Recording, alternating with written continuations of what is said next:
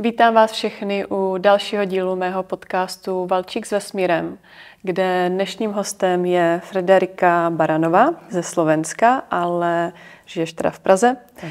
A slečna Frederika mě oslovila se svým příběhem, který je hodně duchovní. Je to zase něco trošku jiného, než co jste slyšeli doteď. Ale velice mě to zaujalo, protože jsou to věci, které i mně se hodně otevřely poslední dobou. Takže je fajn, že jsi tady dneska se mnou. Děkuji, že jsi přišla. A klidně můžeme začít. Můžeš začít svým příběhem klidně od malička, protože jsi psala, že to duchovno tě nějak provází už od malička. Narodila se do křesťanské rodiny, takže klidně můžeš začít. V prvom rade chcem poďakovať vesmíru a energiám, že som vlastne prišla na ten podcast. Paradoxne cez svoju sestru, s ktorou mám tiež transformačný vzťah. A vlastne mne veľmi zaujal ten rozhovor s tvojou kamarátkou Baškou. A mala som pocit, ako keby som sa aj rozprávala s nejakou svojou kamarátkou alebo sestrou, že sa išlo do hĺbky, že ste boli prepojené aj ona so svojím synom. Rada by som rozdiela tento rozhovor na dve časti. Prvý, presne taký prerod vlastne náboženstva duchovna a potom vlastne smrť môjho otca. Viem, že je to ťažké a každý jeden z nás si to raz zažije, stratu svojho rodiča, takže možno nejakým spôsobom poviem niečo, čo môže niekomu inému pomôcť.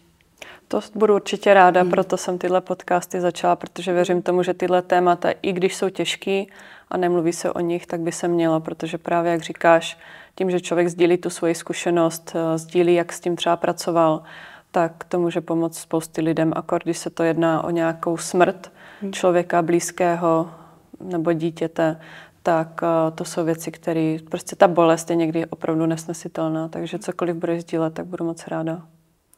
Tak ako si spomínala, som sa narodila do tej kresťanskej rodiny, avšak mamka vydávala duchov, hlavne v našom dome.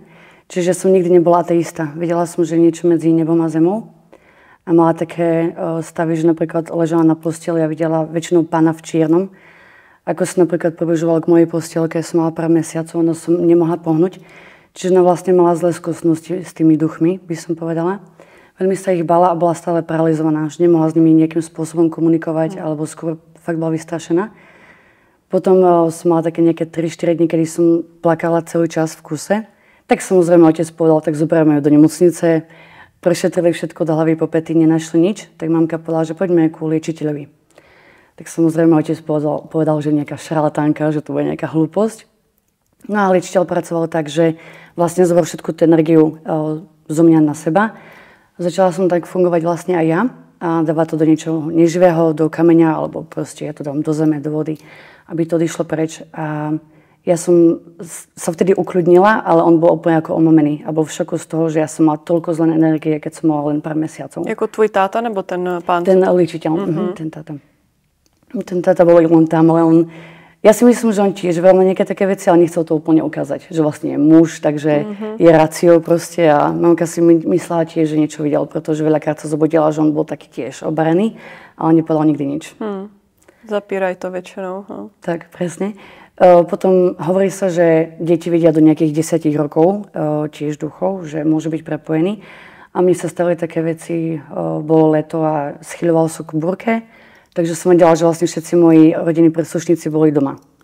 Tak ja som išla po schodoch vlastne do verandy a naše schody boli nedokončené, ako keby, čiže keď si išla po tých schodoch, tak si počula vlastne každý ten jeden krok. A ja som sa tak trošku otočila, videla som topánky, videla som nohy, ale logicky mi nedávalo zmysel, že kto by to mohol byť. Tak som rýchlo vyskočila, som zavrela dvere, som sa pozerala cez okno a nikto tam nebol. Napríklad. Alebo... Tiež napríklad presne, môj otec bol kamionista od nejakých 10 rokov a on mal taký zvyk, vieme ako kamionisti žijú, že o 3 ráno chodia domov, o 3 ráno odchádzajú. Tak on mal taký zvyk, že hoci kedy prišiel domov, tak si sadol ku posteli, keď bola noc, dal mi pusu alebo ma objal a išiel spať. Tak ja som raz zaspala na gauči v obývačke a som cítila, že sa ako keby približuje. Tak som sa tak posunula, aby si ku mne ľahol alebo sadol a potom ráno som sa zobudila a hovorím mamke, že kde je tati? A ono, že on je vo Francúzsku. A ja ešte teraz mám tiež taký pocit zvláštny. A ja, že ako by bol pri mne proste v noci? No nebol, veď on príde až zajtra. Takže takéto zaujímavé veci. A taktiež si pamätám, keď som išla so svojimi kamarátkami, som mala už nejakých 13-14 rokov. Išli sme vlastne tak po ceste medzi ako keby jednou vesnicou a druhou. A rozprávame sa, ja som kráčala, odrazu som začala proste behať a ja som mala pocit, že vidím psa proste utekať ako keby z pola. Ja som sa otočila a oni pozerali na mňa, ty čo robíš, že beháš, proste to nič nie je. Že som to videla iba ja. A keď som sa o tom bavila so svojou sestrou, tak ona hovorí, že vlastne tak sa rozpráva, že sú všetky svety ako keby teraz. Že všetko sa deje teraz a že môže sa stať, že tie svety, keď sa... paralelne, áno. Presne, takže to môžeme vidieť tiež, čo je ako zahul. A tobě je teda 28 let a sestře je kolik? 30. 30, takže jste od sebe. A ona to takhle měla od malička podobně jako ty, nebo jenom spíš ty jsi měla jakoby tady tyhle věci? Myslím, že cez mamku hlavne, lebo mamka, ona videla aj duchov, ale mala aj prtuchy. Tiež môžem zmieniť, že boli sme v Tesku, v cukrárni, jedli sme koláč a prišiel čašník a chcel vlastne, aby zaplatila. A ona sa pozerala do stola mi, že mamka, ona vôbec nevnímala mamka.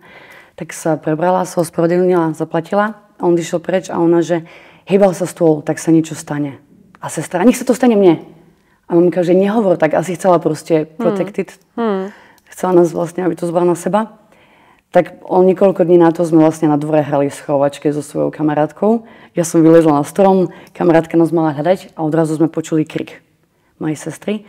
Ona bola vlastne v miestnosti, kde boli materiál na stavbu, čiže na ňu spadlo také sklo obrovské proste. Čiže my sme prišli, sme sa snažili otiahnuť, ale mala dorazené vlastne celé dokoľ a nemohla dýchať niekoľko týždňov. No, čiže takisto my sme žili s babkou z otcovej strany a ona už bola staršia, čiže veľakrát išla vlastne do nemocnice na dlhšie a už to bolo u nás také, nebrali sme to nejak vážne, že dobre, tak išla do nemocnice. A vlastne v ten čas naša mamka bola u svojej mamy v inom meste. No a tá babka bola niekoľko dní v tej nemocnici a odrazu mamka napísala, že je s babkou všetko v poriadku a do hodiny babka zomrela. Že to ako keby vycítila. To jsme měli i vlastně s Barčou den předtím, než vlastně se to stalo s tím malým, tak jí vlastně dopoledne byla v kuchyni, vařila a z ničeho nic měla obrovskou jakoby pichlavou ránu v srdci, úplně padla do kolen, úplně obrovská bolest. Manžel přiběhl, jakože co se s tebou děje a ona obrovsky mě prostě píchá u srdce, jako nevím, jako neví, co se děje. A pak za hodinku vlastně volali, že její babička měla infarkt. Jo, a ona se vlastně modlila za ní, že teda prostě ještě ať neodchází.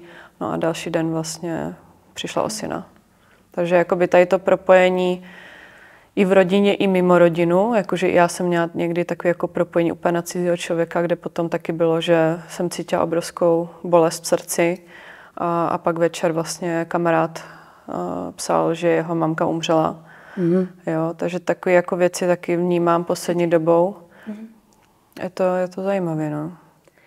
Ja by som ešte povedala, že keď som bola malá, tak ja som bola veľmi, veľmi citlivé dieťa. Ja som fakt prežívala každého bolesť až veľmi, že až mne to nerobilo dobre. Že napríklad som videla aj, neviem, chlapca na vozíku a celý čas som potom na to myslela, že aké to má ťažké aj rodičia a tak. A nechcem určite dehonestovať žiadne náboženstvo ani nič. Ja sama som vyrastala v tej kresťanskej rodine, ale keď som potom začala veriť ako keby na tú reinkarnáciu, tak mi to dalo zmysel. A keby teraz niekto prišiel a mi ukázal dôkaz, že reinkarnácia neexistuje, tak by som povedala, dobre, ale mne to pomáha vlastne v mojom živote pochopiť určité veci a trošku sa nejakým spôsobom s tým zmieriť. Čiže potom som si povedala, dobre, tak ten chlapček je na vozíku, ale možno on v minulom živote niekomu oťal nohy, hlavy, ako sa niekedy očínali alebo takto tresty smrti a všetko bolo možné vlastne vtedy v tej minulosti. Čiže mne to dáva zmysel a vlastne moja sestra, ja som mala nejakých 19 rokov. Ona začala s priateľom, s ktorým teraz už som manželia, som za neho veľmi rada, neskutočne duchovná bytosť. A vlastne so sestrou som mala veľmi zlé obdobie a boli sme také ako rivalky. My sme ako čierna, biela, oheň, voda, proste my sme sa úplne neznášali v podstate. Nevedeli sme spolu fungovať ani sa pochopiť. Ja som barán, on je vodnár, proste ja oheň, hej, a ona úplne iná. A čiže jedného dňa, keď s ním začala stavať možno aj viac na tú duchovnú ako také, začala čítať knihy, tak prišla ku mne a povedala, že by sa mi chcela za všetko ospravedlniť. Že chcela by, aby náš vzťah bol lepší, iný. A zase verím tomu, že presne, že keď my si niečo nevyriešime, tak sa nám to vracia. Napríklad naša mamka, ona má 2 sestry. S jednou vôbec nevychádza, celé roky sa nenavidia, alebo teda proste nevidia sa pochopiť, robia si naprieky. A ja verím tomu, že keby náš vzťah sa nevyrovnal, tak potom ja by som mal 2 dcery, alebo ona by mala 2 dcery. Má dceru a syna, takže možno to funguje. Jo. Čiže my sme vlastne si vtedy povedali, že začneme od znova. Začala som čítať tie knihy o tej reinkarnácii hlavne.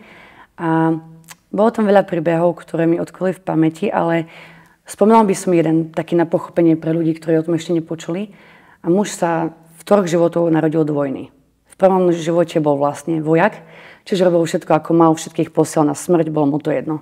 V druhom živote sa narodil ako ten obyčajný človek, ktorý sa snažil proste ujsť, neušiel, zabili ho. A v 3. živote bol zase vojak a on pomáhal ostatným utiecť. Že už to pochopil. Jo. Tá empatia proste, že väčšinou tie staršie duše presne sú také empatickejšie a viac toho chápu. Souhlasím, jako tohle se mnou souzní extrémně, protože tak, jak říkáš, že se dokážeš cítit vlastně do nějakého člověka, akor do člověka, který prožívá nějakou bolest, tak cítím, jak potom si tu energii přebírám na sebe. A i když nechci, tak nějak přirozeně mě prostě to vědomí se napojí na toho člověka, úplně si vlastně představuji, jak ten člověk co prožívá a najednou potom mě úplně to ubírá energii. A taky, když jsem nad tím přemýšlela, jako proč jsem tak moc empatická, nebo proč mám možná i ten dar se na ně napojovat, tak to bylo právě to, že jsem dokázala jakoby v tomhle životě pochopit i z té druhé strany jakoby to, jak se lidi cítí, to, jak lidi vnímají tento svět, proč to tak je. A vlastně díky tomu si myslím, že tím, že je potom člověk hodně empatický, tak v těch dalších životech už nemusí prožívat všechny ty životy, které vlastně jakoby tady se na ně nacítí. Že vlastně tím si i tu karmu možná jakoby očistí. Určitě. Věřím na tohle, rozhodně jo. A co se týče toho křesťanství, tak jestli se můžu zeptat, Určitě. protože jsem tady měla jako první rozhovory s člověkem, který je jako extrémní křesťan, bývalý jehovista. Myslím si, že tomu až jako utkvělo v hlavě až moc. Ale je to každýho samozřejmě volba, pokud jako mu to funguje, proč ne. Ale pokud ty se do toho narodila, bylo to něco, co jakoby třeba tvoji rodiče byli v tom hodně zaujatý, nebo ti dávali potom jakoby ten prostor třeba jakoby nahlížet na tu věc jinak? Ono, ja som ešte hlavne z východného Slovenska, tam to je, keby som mala povedať nejaký rozdiel medzi Čechmi a Slovákmi, tak poviem, že je hlavne v tej viere, že u nás je oveľa viac vlastne tých kresťanov a u vás hovorilo sa, že ateisti. Ja si to nemyslím. Ja si myslím, že skôr ste ako keby otvorení tomu, že síce to nepoznám, ale rešpektujem, že niekto v tom môže veriť a môže to fungovať. A preto si myslím, že akýkoľvek fanatizmus, ten pán povedal, že nie je fanatik. Ale je.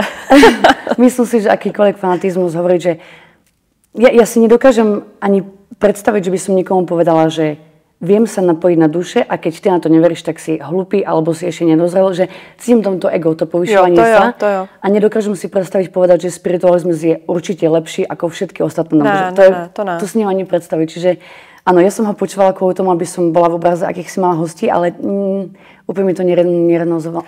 Nerezonovalo mě taky ne, jo, souhlasím. I když jsem měla právě jako tu představu, když jsem ho poznala, tak mě se líbila vlastně ta kombinace toho křesťanství s tou vědou.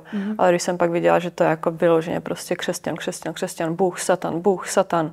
A přitom vím, že to není to, s čím já rezonuju, že vlastně tady ten svět funguje jako trošku jinak. A že naopak mně přijde, že jakoby to tady tom stylu, jak on to prostě vyprávěl, to křesťanství, takže to v lidech vyvolává obrovský strach a ne nějakou vlastně, jakoby, nebo že ta víra je vynucená tím strachem. Ano, presne. Pokud nebudeš věřit Boha, tak tím pádem prostě Satan tě sejme. Ja, keď si spomínal vlastne to kresťanstvo a to moje detstvo, my sme samozrejme museli chodiť každú nedeľu do kostola, neexistovalo, že by sme nevstali. A vlastne ešte aj v tých modlitbách to je, že zachráň nás od pekelného, neviem čo, nejaké ohne a to.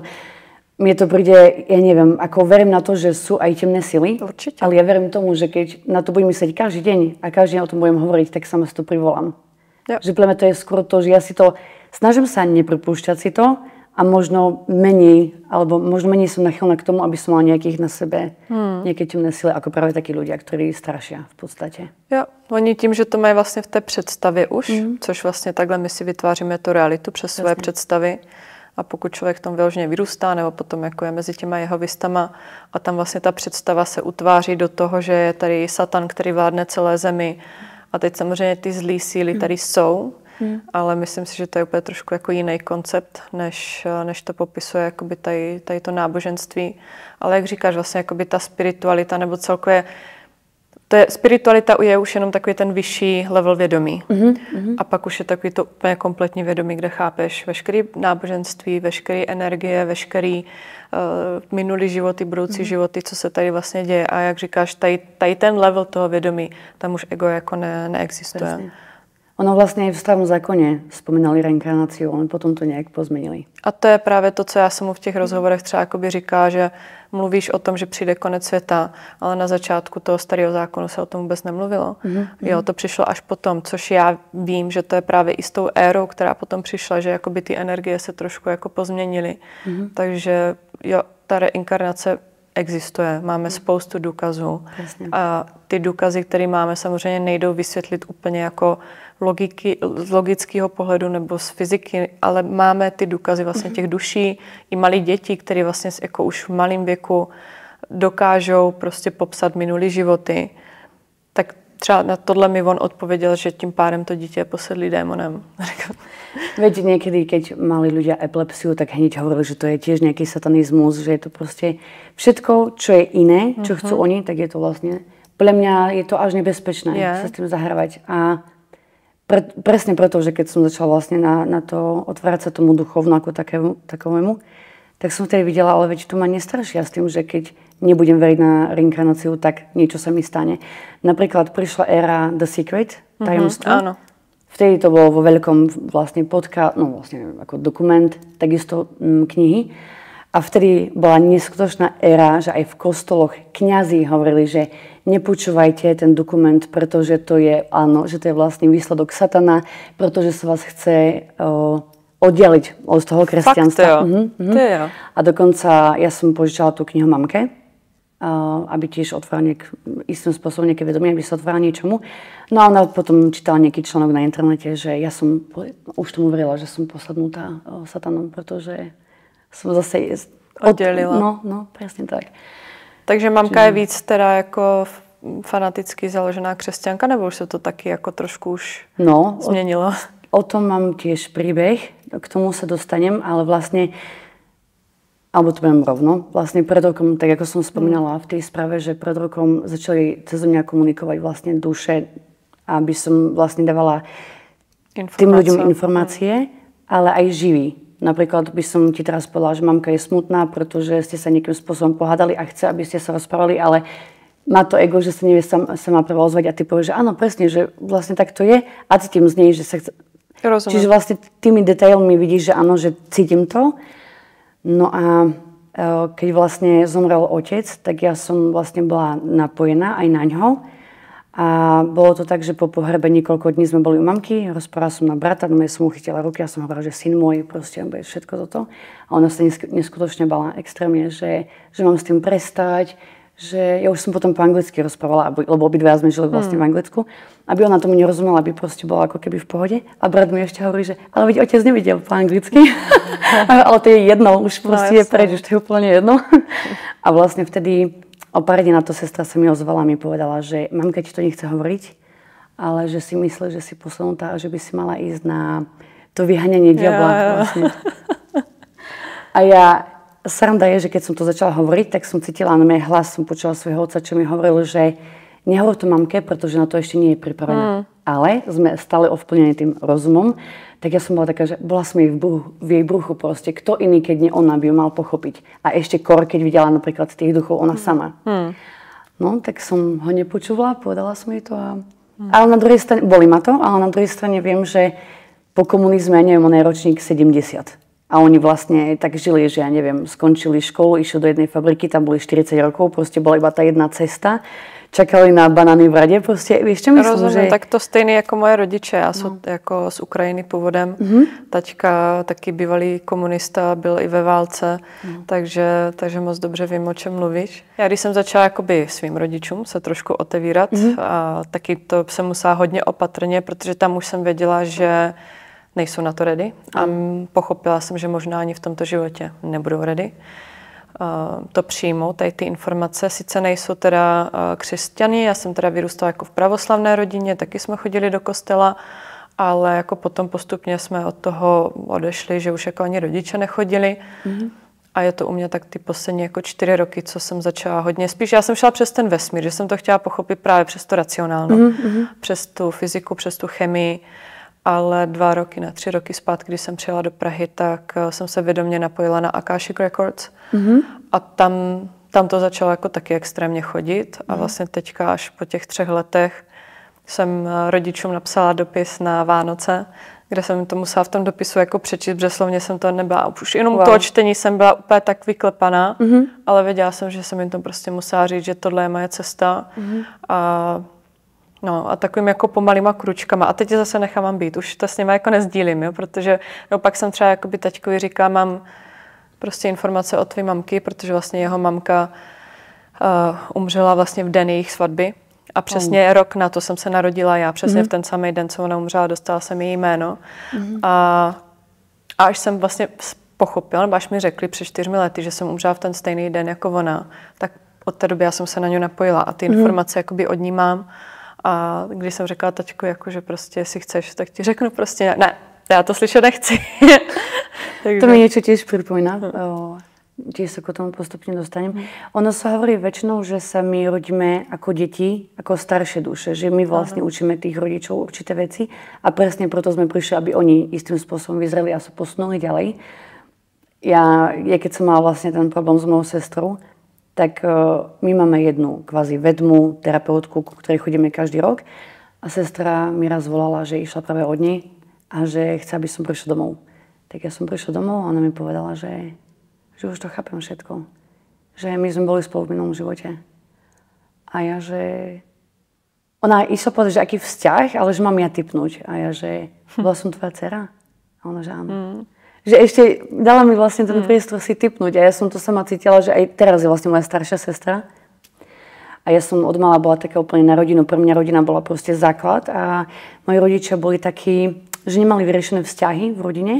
Čiže mne bolo veľmi ľúto, keď bola napríklad, keď boli Vianoce alebo dušičky.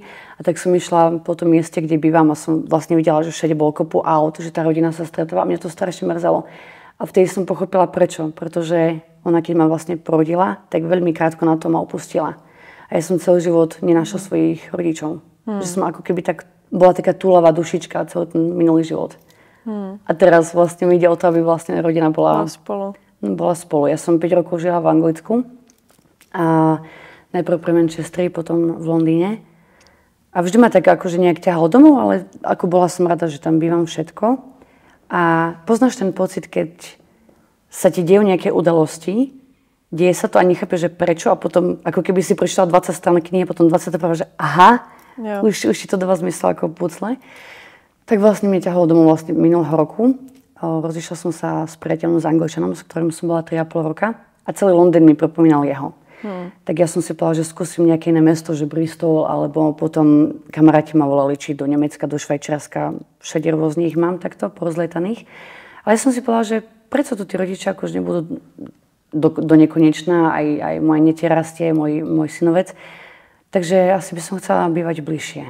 A som si povedala, že dobre, že sa vrátim a po rozchode som nechcela byť sama. A vlastne volala som so svojou kamarátkou Češkou, ktorú som stretla v Londýne pred 3 rokmi. A ja som jej volala, tiež som hovorila, že neviem, čo mám robiť. Ona odišla rok predo mnou, sa rozišla so Slovákom. A ona, že to je sranda, pretože žije v Prahe a práve hľadať nejakú spolubývajúcu. A ja, tak to je odpoveď. Prišla som, bol to júl, v auguste sa začali duše vlastne prepájať so mnou. A potom v októbri môj otec zomrel. Čiže som mohla vlastne ísť aj na pohreb. Čo si myslím, že keby som žila v tom Londýne, by to bolo neskutočne sťažené. A ja by som si asi nikdy neodpustila, že by som nemohla byť na pohrebe. Pretože sestra mala vlastne naplánovať svadbu začiatkom októbra. Čiže som išla domov na 2 týždne. A teraz neviem predstaviť, že by som letela naspäť a zase o týždeň naspäť domov. Ježe... Já mám to stejný, protože já jsem žila v Americe. Je to asi 7 let, 8 let zpátky. A já jsem se tam to místo jako zamilovala vlastně Miami. Byla jsem tam au pair jako 2 roky. A pak jsem tam vlastně chtěla zůstat legálně, takže jsem se dostala jakoby na školu Miami, ale musela jsem se vrátit domů, vyřídit si víza. Zároveň jsem chtěla vidět vlastně rodinu po 2 letech. No a když jsem se vrátila, tak taťka mi nabídlo ať zůstanu, že jestli mu pomůžu rozjet tu firmu, co má v Česku, tak na Slovensku. A to bylo pro mě extrémně těžké, protože pro mě Miami jako byl sen. Já jsem tam byla hrozně šťastná, ale zároveň jsem věděla, že jako tu školu by mi musel platit. Takže jsem si říkala, dobře, tak teda zůstanu, vydělám peníze, pomůžu tobě a pak se tam jako vrátím. No a zůstala jsem, vlastně z toho Slovenska nic nebylo, ale vlastně potom rok na to přišel covid. Takže to jsem byla extrémně jako ráda, že jsem vlastně u rodiny. A potom vlastně jsem začala, jakoby, je to těch 5-6 let zpátky, co jsem i začala podnikat a u toho podnikání jsem našla na tu duchovní cestu, protože jsem viděla, co dělám špatně. A začala jsem tak jako vnitřně cítit, že tam nějak jako energeticky jako to není správně, že proč se mi nedaří, proč... Jo, a tam to začala ta cesta a tam začalo léčení traumat rodičů, léčení traumat z minulých životů a tak dále, tak dále. Takže jsem pochopila, že jsem se měla vrátit, že moje místo nebylo Miami, že moje místo je tady. A vlastně potom přišel covid, potom brácha s přítelkyní vlastně první vnuk v naší rodině. A to bylo to, jak říká, že jakmile prostě těch 20 stránek prošlo, tak jsem si říkala, díky bohu, že jsou tady. A sice teďka oni jsou jakoby v Brně nebo v Kuřimi a já jsem u Prahy, takže to už je jakoby kousíček. Jsem věděla, já nemůžu být už v tak malém městě, protože jsem zažila jako Ameriku. A takže pro mě Praha byla jako takový ideální místo a tady už jsem poznala jako přítele, což můj dvojplamen, což je taky prostě jako takže všechno to dává smysl, no. Sice ne hned, někdy po roce, po 2, po 5, ale pak člověk, jak to pochopí, tak pak vlastně vidí, že ten život, ty duše, že to všechno je předem jako naplánovaný. A že... Ja tiež, keď som mala odísť z Anglicka, tak veľmi dlho som sa s tým nevedela vyrovnať. Hlavne tá mentalita, to rozprávať po anglicky. On to znie smiešne, nie som fluent v angličtine, ale rozpráva sa mi ľahšie po anglicky ako po slovensky, pretože ja strašne hltám slova. Môj vlastný otec mi nerozumel. Z toho hovorí, že pomaly artikuluj. A vlastne v angličtine to je perfektné. Ale chvála Bohu som si tu našla prácu, kde rozprávam po anglicky celý čas, takže si to kompenzujem. A vlastne, ako ty hovoríš, že takisto, keď sa ti niečo deje, ja by som povedala, že každý jeden z nás by mal počúvať gut, by som bola to... Gut feeling, ako? Svoje vlastne tie pocity, ktoré to ako keby zbúcha z toho žalúdka. A vlastne ja som, odkedy si pamätám, som veľmi rada písala. Ja som si vymýšľala príbehy, písala som vlastne svoje. A bola som s tým priateľom, s tým Angličanom a 3 roky som nechytila zošit. A ja si hovorím, že to nie je úplne v poriadku, že čo tam je, že čo mi tam vadí, že proste nepíšem. Tak raz som si povedala, že a dosť, zoberiem si zošit, zoberiem si pero, budem písať.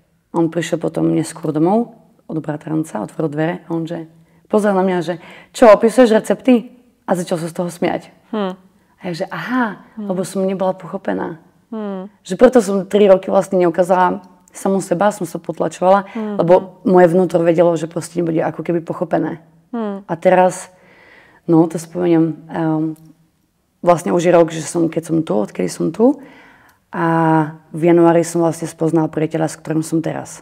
Takže hneď od začiatku som mu to všetko vysypala. Co seš? Presne tak. A on tak na mňa pozrel, že ja to poznám cez mamku.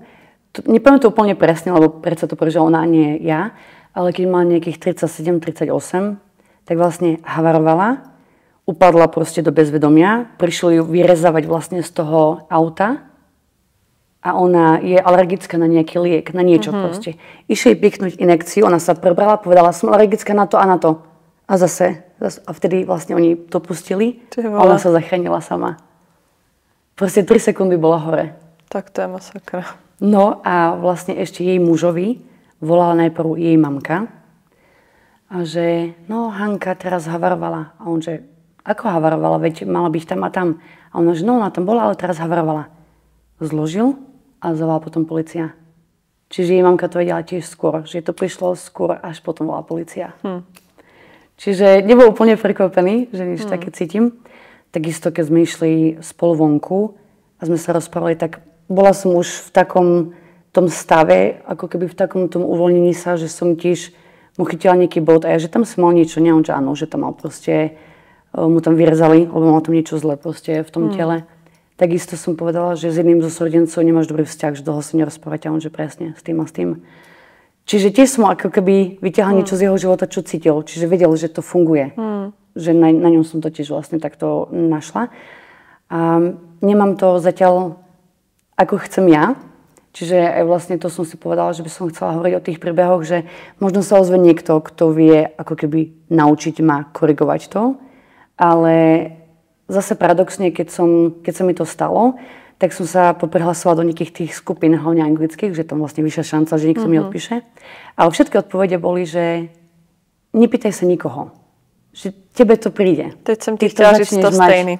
Fakt? Jo, já jsem první myšlenka říkala, že třeba jako, že ti někdo nepomůže. Ty to musíš k tomu přijít. Já tam totiž to stejný, že jsem myslela, a proto jsem jako vždycky hledala jakoby externě. Presne. Ale člověk jako na to, aby vlastně to svoje poslání vybudoval v tom tu sílu, tak to musí jít jako zevnitř a vlastně věřit sám sobě.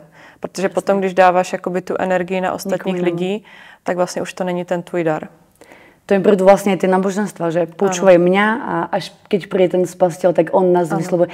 To im príde také zmyšľanie malého dieťaťa, že počkam na mamku, až keď príde, tak budem zachránená, budem v pohode, teraz som v nebezpečenstve, pretože tu nie je. Jo, presne. A vlastne to duchovno mi príde, že tu máš svoj... Preto som vlastne so svojou sestrou nevychádzala, pretože ja som jej niečo povedala, že ona a tento sa ku mne správal zle a ona, že no však, lebo vtedy a vtedy si povedala to a to. Takže má pravdu. A ja, že ty si mi jedna. Že ja som chcela, aby bola na mojej strane. Samozrejme, že jasno, musíš mať poľutovať. Ja som v roli obeti proste, tu si chcem trošku tak ostať. Čiže je to naozaj zaujímavé, keď ten človek má ego a s tým pracovať. A potom si hovorí, že to duchovné ego, že ja už nemám ego, ale viem viac ako ostatní. To je neuveriteľné. A vlastne, čiže ako som vlastne postupne išla, som bola už otvorená tej reinkarnácii, potom som išla do toho Anglicka. A ja som začala meditovať, ale meditovala som asi ešte len druhý alebo tretí krát. A to som išla do vecka. To bolo len vecko oddelené od kúpeľne, čiže tam nebolo okno. Som sa zavrela, bola som v úplnej tme. Mala som zavreté oči, snažila som sa na nič nemysleť a o pár minút som videla, ako keby som sa ja pozerala na samú seba zhora. Ako som tam čupela, sedela v podstate. Trošku som sa aj keby zľakla, lebo zase ten rozum, že to nie je normálne výsť z tela a nie je normálne nič také cítiť, tak som sa pekne krásne vrátila naspäť. Už som to potom dlho neskúšala, ale ma to tak šokovalo, že koľko ľudí, ja neviem, medituje proste mesiace, roky a nič také ako keby sa mu nestane, nevidí. A ja som to videla vlastne asi druhý alebo tretí krát. Ale nie som úplne na to. Pre mňa je meditácia skôr, keď sa prejdem. A idem po nejakej ulici a niečo mi pripomenie, potom prichádza nejaké liečenie, nejaké odpovede. A byla jsi třeba na nějaké terapii jakoby, právě jako víc duchovní, že třeba jak se dělá to kap, jestli znáš, s tou kundalíny nebo něco podobného, nebo třeba ayahuasku nebo něco takového? Rozumiem, to som zatiaľ nebola, ale každý rok, keď som vlastne z Anglicka prišla domov, tak som skúšala niečo, buď tá terapeutka, tá vedma, ku ktorej radi chodíme, kakaová ceremonia, alebo rodinné konštelácie, neuveriteľne pomáhali tiež. A keď si spomínala to kundalini, preto mi veľa ľudí neverí, alebo aj mamka sa zľakla, že keď som vlastne bola napojená na otca, pretože to je toľko energie, že ty proste s tými rukami proste ideš nohami, ty ideš ku zemi, proste robíš také pohyby, že fakt to môže vyzerať pre normálneho človeka, ktorý neverí na také veci, že tak, tá sa snad zbláznila, nie? A raz sa mi stalo vlastne, fakt iba raz, že som bola napojená na nejakú dušu a ten druhý človek, ktorému som to hovorila, začal, že to nie som ja. A úplne som sa aj keby zľakla, tak som to povedala sestre. Hneď na druhý deň mala jedna pani práve vtedy voľno. Neviem, ako sa to volá. Ona vlastne pomáha, že keď máš na sebe niekoho, nejaké tie temné sily, tak ona pustí nejakú nahrávku v inom jazyku. A vlastne, ako je tá nahrávka, tak to z teba úplne vychádza a ona s tou temnou energiou potom pracuje a to vypúšťa preč. Ja som tam prišla, ona hneď povedala, že ona si myslí, že nemám nič na sebe. A ja, že, ale ako to je možné, keď som mala taký temný, zvláštny zážitok? A ona, že pretože ona to väčšinou na ľuďoch vidí. Že napríklad uhýbajú pohľadom, alebo sú takí proste rozlietaní, nevedia byť v kľude. Ale ja som povedala, že teda pre istotu, tak som si ľahla. Ona skúšala nejaké body, ma trošku upokojila, ale povedala, že neprešlo nič, akože odo mňa. Takisto im povedala, že ten druhý človek, ktorému som sa snažila predať tie informácie, tak on môže mať niečo na sebe. Že to som nemusela byť ja v podstate. Jo, to môže. Takže keď niekto si myslí, že je na mne niečo zle, tak opakujím ho, že už je to som skúšala. Prejslo to vlastne. No a ty máš teda, jakoby vnímáš, že tvůj dar je prostě přenášet informace. Nemáš to vizuálně, máš to jenom jako vědění, že ti přijde informace a víš, že ten člověk, je to ten daný člověk, komu to máš říct, nebo jak to vnímáš, že to jakoby u tebe funguje? U mňa to je tak, aj veľakrát som tomu nemohla uveriť, hlavne od začiatku, že nevidím presne ducha, ale mám to ako predstavu. Teraz ti poviem, že si predstav, že vedľa teba takto, keby bola stolička, že sedí tvoja mamka. No mi sa na ňu pozri a si na ňu predstav. Takým spôsobom. Čiže ja som nikdy nevidela ducha úplne z očí v oči, ale keď som im potom opisovala tým ľuďom, že ako ten človek vyzerá, napríklad, že detko, že bol taký vyšší a bol taký proste silnejší, hej, akože v tej mužskej. Oni presne, že toto nosil, tak bol oblečený, toto mal rád, také farby. Čiže vlastne tým, ako som opisovala, ako ten človek vyzeral. A ide mi to napríklad cez čísla, mená. Napríklad bola som na chate so svojou kamarátkou, s jej známymi. A celý čas som mala pocit, že mi išlo meno Anna, Hanna.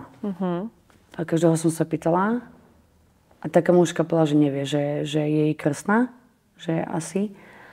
Tak sme to potom nechali. Tak ja som povedala, že Anna a že cítim, že marec, že sa niečo stane. No a potom v marci písali bývalý priateľ, že jeho mamka dostala rakovinu a volá sa Anna. Čiže stále mi to ide rôzne.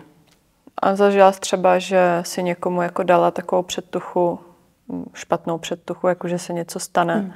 Pak se to stalo a že ti třeba člověk řekl, že ty jsi to přivolala? Zatiaľ nie. Jedna sa nahnevala, pretože hej, tiež som mala pocit, že niekto z jej rodiny proste odíde, ale je to stále hovorím tak, že nemusí sa to stať. Takisto, keď ide človek ku veštkyni, ku vedme a ona mu povie proste, ja som bola u vedmy, no teda volali sme, pretože to bola Angličanka a už som bola v Prahe minulého roku v júli.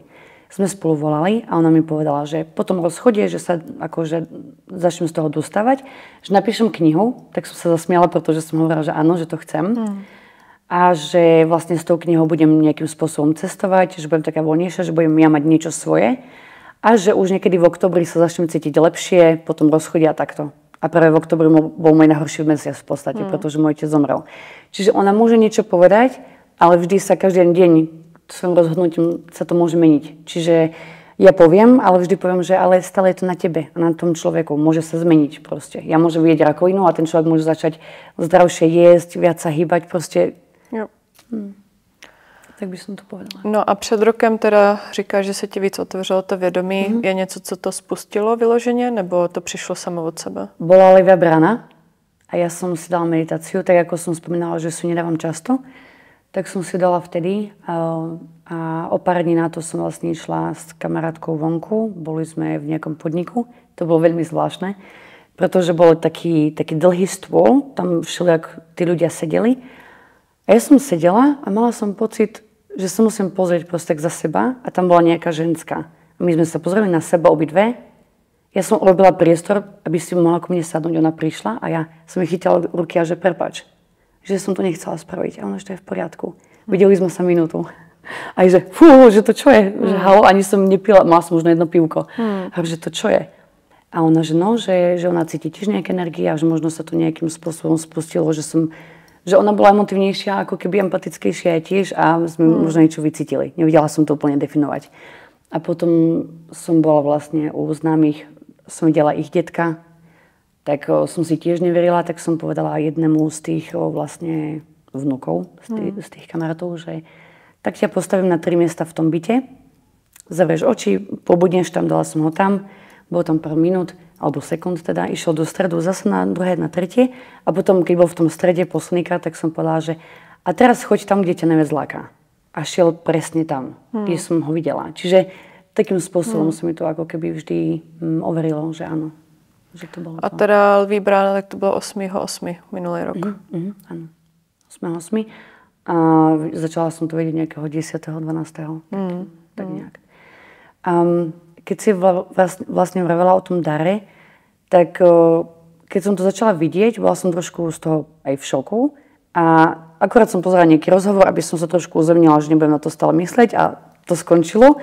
A nabehol vlastne jeden Angličan, veštec, to úplne milujem proste, že prídu informácie vtedy presne ako majú. A on tiež, že mal vlastne nahraté rozprávanie, nejaké rozhovory s tými ľuďmi a tiež tam išlo často otec. To bolo ešte v lete, že otec zomrel stále to isté dokola.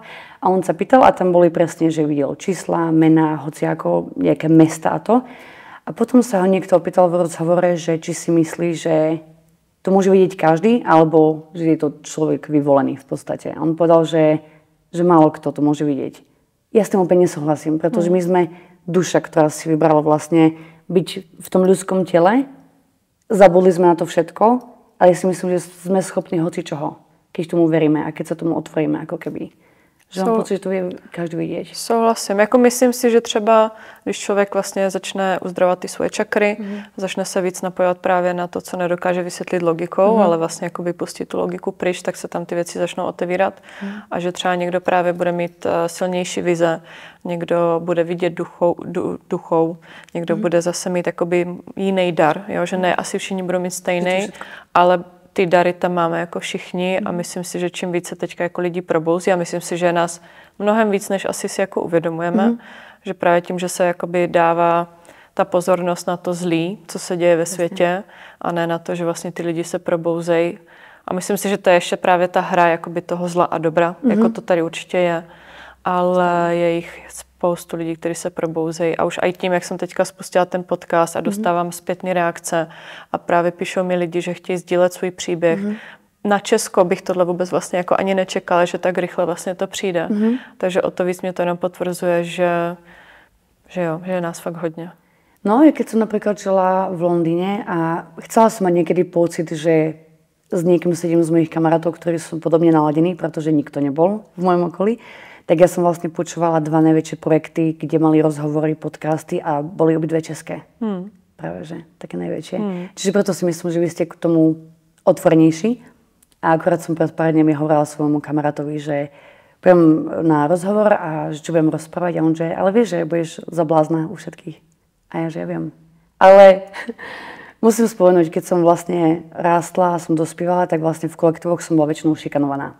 Vtedy som to brala veľmi ťažko a nevedela som to pochopiť. Ja som bola taká ako keby iná, že som inak zvláštne odpovedala a proste aj to, že som bola veľmi empatická. A ja sa na nich nehnevám, pretože viem, že oni tiež to nemali asi doma úplne v pohode, pretože človek nepotrebuje sa nad niekým povyšovať, niekoho zhadzovať, ak je vyrovnaný v podstate v sebe. Čiže mi ich možno mohlo byť tak maximálne ľúto, skôr ako to, že by som sa na nich hnevala. Ale vlastne teraz chápem, že možno som si to zažila práve kvôli tomu, aby som sa teraz nebala rozprávať o takých veciach. Napríklad, keď bola pandémia a som bola v tom Londýne.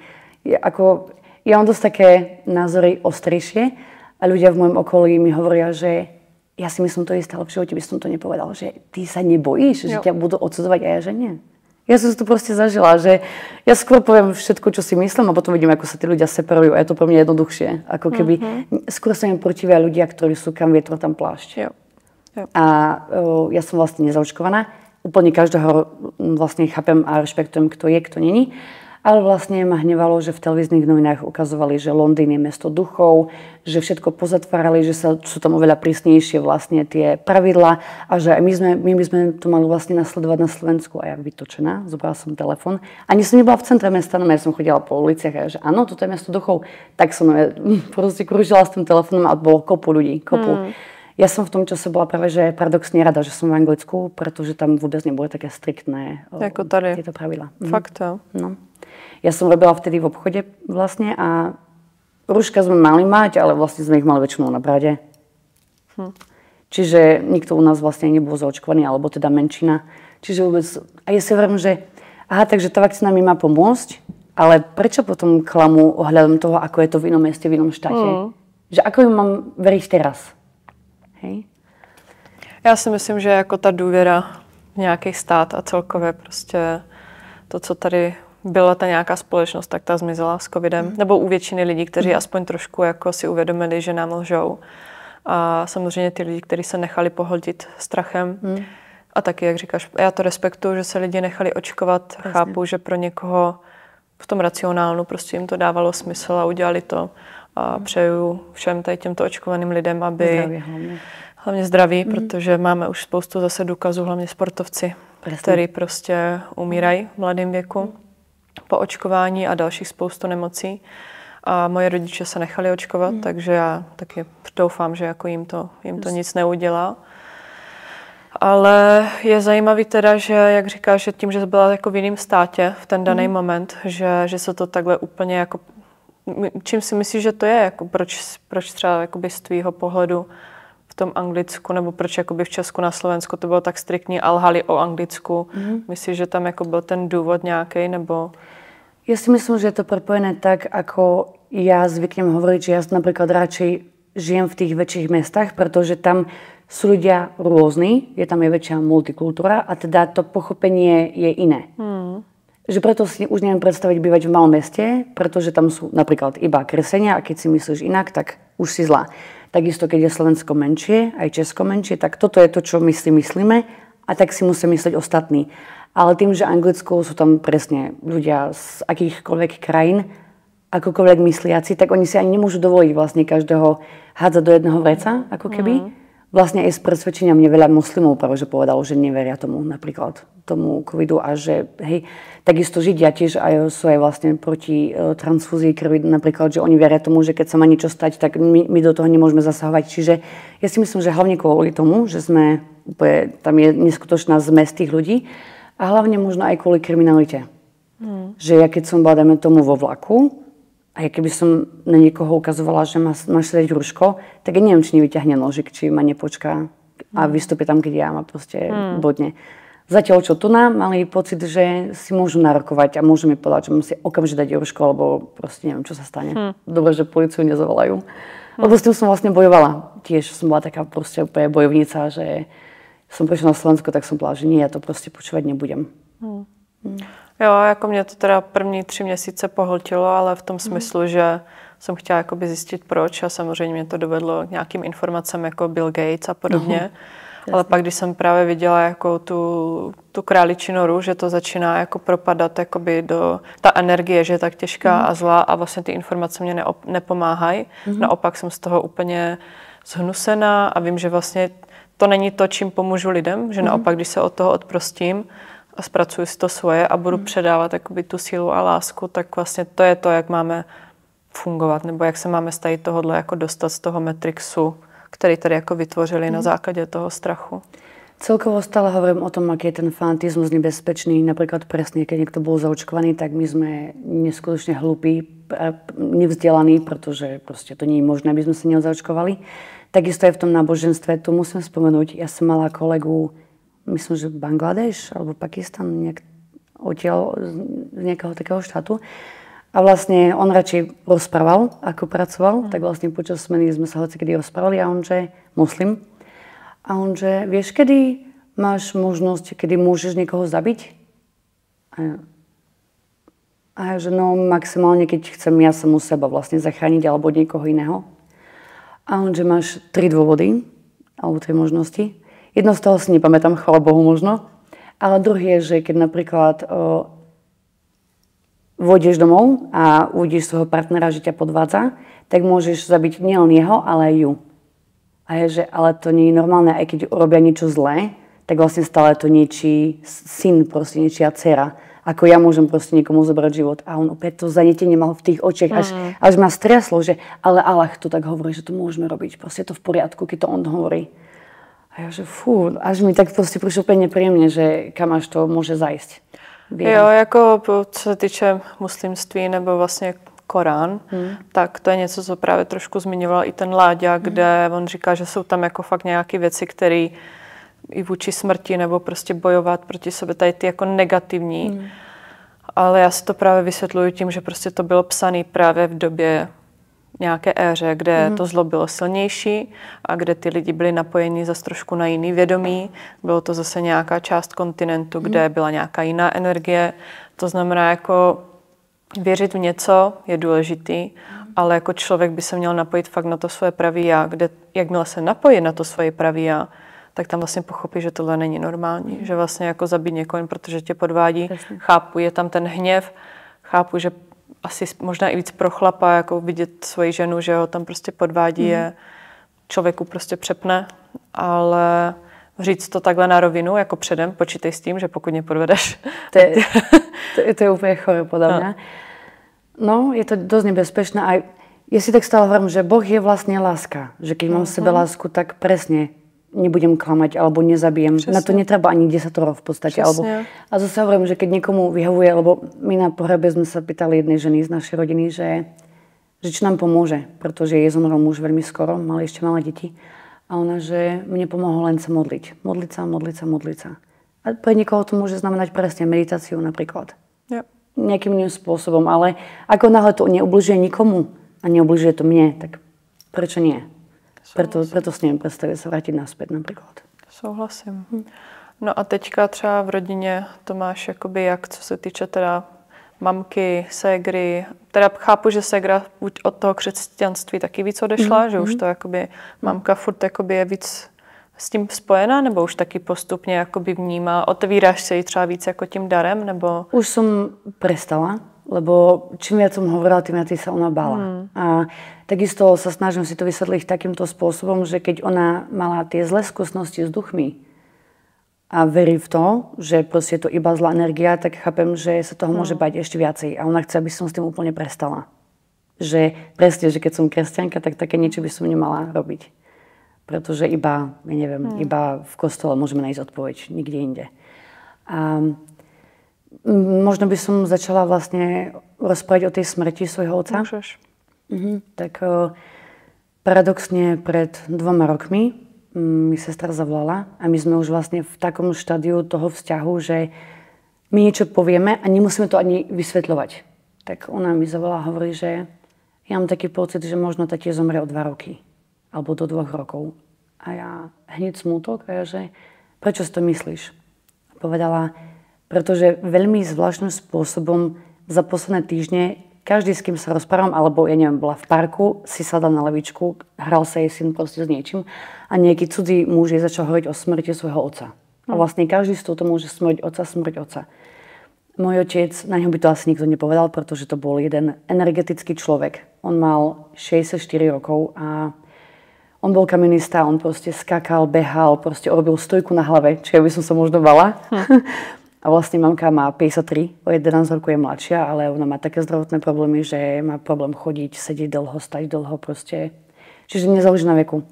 No tým pádom racionálny človek by povedal, že to nedáva zmysel, prečo to rozprávaš. Ale ja som sa tomu otvorila a tiež môže byť aj nebezpečné byť fanatik v tom duchovne, pretože som sa otvorila nejakej inej bytosti, ktorá je otvorená duchovnú. A ona ma začala ako keby odsudzovať, že veď to je problém sa akože vyrovnať so smrti otca. Ešte keď žil. Ako keby, že tým, že som duchovný, tak musím mať všetky čakry vyrovnané. Musím byť vyrovnaný človek, proste žiadne bloky, žiadne traumy, som úplne dokonalý proste. A ja som sa opäť zarazila. Potom sa ten človek trošku akože, mu to prišlo, to nebolo správne, tak po nejakom čase sa vlastne ospravedlnil. Ale tak ja som to tak brala, že OK. Môj vzťah s otcom bol od malá, ja som k nim neskutočne inklinovala. Samozrejme, milujem svoju mamku, milujem svojich súrodencov, ale jeho som brala pomaly ako Boha, proste taká malička, najmladšia dcéra, proste všade, kde išiel, som išla ja. Bola som s ním na každom futbale, aj keď ma vôbec nezaujímalo, som chcela byť s otcom. Keď bol kaminista, tak som sa snažila vlastne s ním ísť po tých krajinách, proste s ním straviť čo najviac času. Ale postupom rokov náš vzťah ako keby chladol. A človeku ako tebe by som povedala dôvod jeho smrti, že sa veľmi oddelil od svojej duše. Preto odišiel. On bol fanatik vo všetkom. Napríklad kúpil si jednu Nokiu, tak celé tie roky mal iba Nokie. Čiže bolo s ním veľmi náročné komunikovať. A stala sa taká ošmetná situácia, kedy som ešte pred 6-7 rokmi som tiež žila v Čechách. A vlastne keď som išla zo Slovenska do Čiech, bola som vo vlaku, on mi volal a on vedel tak povedať 1-2 vety a teba to úplne zlomilo. Tak mi zavolal a on, že Frederika, že kde ideš, že budeš mi veľmi chýbať, že som veľmi smutný z toho, že už tu nebudeš, opäť taký tlak som neskutočne cítila. A v zapätí mi volala moja sestra. Ona to potom ľutovala, že mi to povedala, ale ja som za to veľmi vďačná. Mi volala a povedala, že Frederika, že neber si tatieho slova až tak vážne, pretože sme teraz v kuchyni, sú to aj susedia a on ako náhle položil, tak povedal, tá sa určite o chvíľu vráti, ona nevydrží bez nás. Vtedy som dostala takú zlosť, smutok, ego, celá škála pocitov, že som si povedala, aj keby som bola bezdomovec, aj keby mal otrhnúť nohu, proste nepôjdem domov. Nepôjdem. Aby som mu to vlastne dokázala. Tak vlastne som bola v Čechách, po roku som išla do Anglicka a mi to stále tak nedalo, proste stále ma bolelo to, že bolo taký ako keby chladný. Ale chápem, že vlastne oni tiež presne vyrastali v tej generácii, kedy muž nemohol plakať, nemohol vlastne prejaviť nejaké emócie, bol slaboch, keď ich prejavil. Takže on bol tak, ja si myslím, že mal tak zavreté srdce, že my aj keď sme sa objali, tak som cítila medzeru medzi ním a mnou. Vieš, čo myslím? Že nevidel proste tak úplne, že on mi povedal, ľúbim ťa. Chápeš, ako, ja neviem, stone, proste ako kameň. A mňa to strašne mrzelo, nevedela som sa s tým vyrovnať, aj keď som vedela, že ma ľúbi istým spôsobom. Tak som mu napísala list z toho Anglicka, asi na 4 strany. Úplne, čo sa týka emócií a všetkoho. No a potom som išla pol roka domov. Samozrejme, on mi nič neposlal naspäť, to som ani s tým nerátala. Išla som ku tej našej terapeutke, ku tej vedme. Ona sa pozerala tak do boku a hovorí, že on to začal čítať, ale vôbec tomu neporozumel. A nechal to tak. A že, aha. Že presne, že ako keby sme sa úplne už pretínali, proste prelinali, že vôbec tam keby nebol, že fyzicky tam bolo jeho duša proste úplne niekde inde. Tak ja som prišla domov, som to spomenula a ja som to vôbec nepochopil, som to nedočítal potom. Presne to povedala, čo ona. No, čo sa deje aj mne vlastne, tie odkazy ľuďom. Tak ja som teda toho minulého roku už mala taký pocit, že už sa chcem vlastne vrátiť po toľkých rokoch domov, alebo teda bližšie, do veľkého mesta, ako ty hovoríš.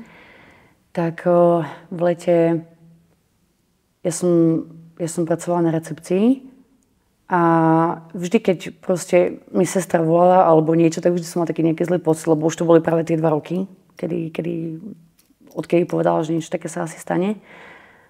No a on bol vlastne veľmi, veľmi veľa fyzicky pracoval. On už mohol byť na dôchodku, už 2 roky vlastne od 62. Nemusel už pracovať, ale pracoval. Málo jedol, pretože nikdy nechcel byť tučný. A to nám stále hovoril, že proste nepriberete a to. Veľmi sa proste preťažoval a myslím si, že ani ako keby istým spôsobom kašľal na tú stravu, že nejak sa nesnažil jesť nejak úplne najzdravšie a tak. Čiže mal úraz a vlastne po tom úraze, alebo nejakým spôsobom sa to stalo, počas toho dostal ako keby infarkt. Oni to nevedeli úplne zaradiť, pretože tam máš viac tých ako keby pod infarktov, myslím. Takže vlastne bol v nemocnici, zabudol rozprávať ako keby, nevedel, kto je moja sestra a trvalo mu niečo cez týždeň, kedy začal rozprávať proste úplne pomaličky a začal si hovoriť, ja som Dušan, moja manželka je... A začal proste, mám 3 deti, začal si to vlastne všetko hovoriť, aby na to nezabudol. A stávalo sa v tej nemocnici, že nespoznal moju sestru, nespoznal moju netier. A tebe poznal vždycky? Ja som tam vtedy nebola. Ja som bola tu v Prahe. A to bolo vlastne koncom septembra. Ja som si povedala, že tak už o pár dní, že už má byť, no neviem, že tiež sme nevedeli, či náhodou sestra nezruší tú svadbu. A už som to mala vlastne buknuté už aj z práce, aby som tam nemala problémy. Som si povedala, že dobre, ona nám stále vlastne každý deň posielala videá, že sa to lepší, že ten jeho zdravotný stav je lepší a lepší, že to bude všetko v poriadku. Ale ja som si nevedela pomôcť. A ja som stále mala pocit, že sa niečo stane. Proste, ale zase, nechcela som niečo zle privolať, tak vždy som sa modlila ako Bohu, proste, ja neviem, očisťovala som sa, všetko možné a som si hovorila, že nie, že dobre, verím sestre, dobre, bude to v poriadku. No a keď vlastne už ho chceli pustiť z tej nemocnice, tak sme ho chceli dať do nejakého domu sociálnych služieb, proste. Nechceli sme, aby bol doma. My sme vlastne vyrastali v dome so záhradou, čiže ja som vedela, že on tam nebude chcieť byť. On bol neskutočne prírodný človek, to znamená, že on ešte len otvoril oči, hneď išiel na dvor. A to bolo jedno, či to bolo leto alebo zima. A vlastne ja som si nevedela predstaviť, že by bol v nejakom zriadení, kde by mal pravidlá. On bol muž bez pravidel, on ani nečakal proste v rade na nič. Vždy preletel dopredu. Že by vlastne bol v nejakom zriadení, kde by každý deň 20 minút išiel na prechádzku napríklad, aby sa mal vrátiť. Ale som hovorila sestre, že prosím, že skúsme to vydržať. Chcem, aby tu ostal s nami čo najdlhšie. Viem, že nás bude nenávidieť, že nás nebude chápať, ale keď sa zotaví, proste možno bude lepšie. Ja som už potom rozmýšľala, že by som vlastne išla domov. Že fakt, že nechám tu všetko, že proste pojem na Slovensko a že budem tam s ním v tom dome. No, ona ho tam odviezla. podotýkam 2 hodiny autom. Po hodine jej volal, no moja Sandra, ja to nebudem.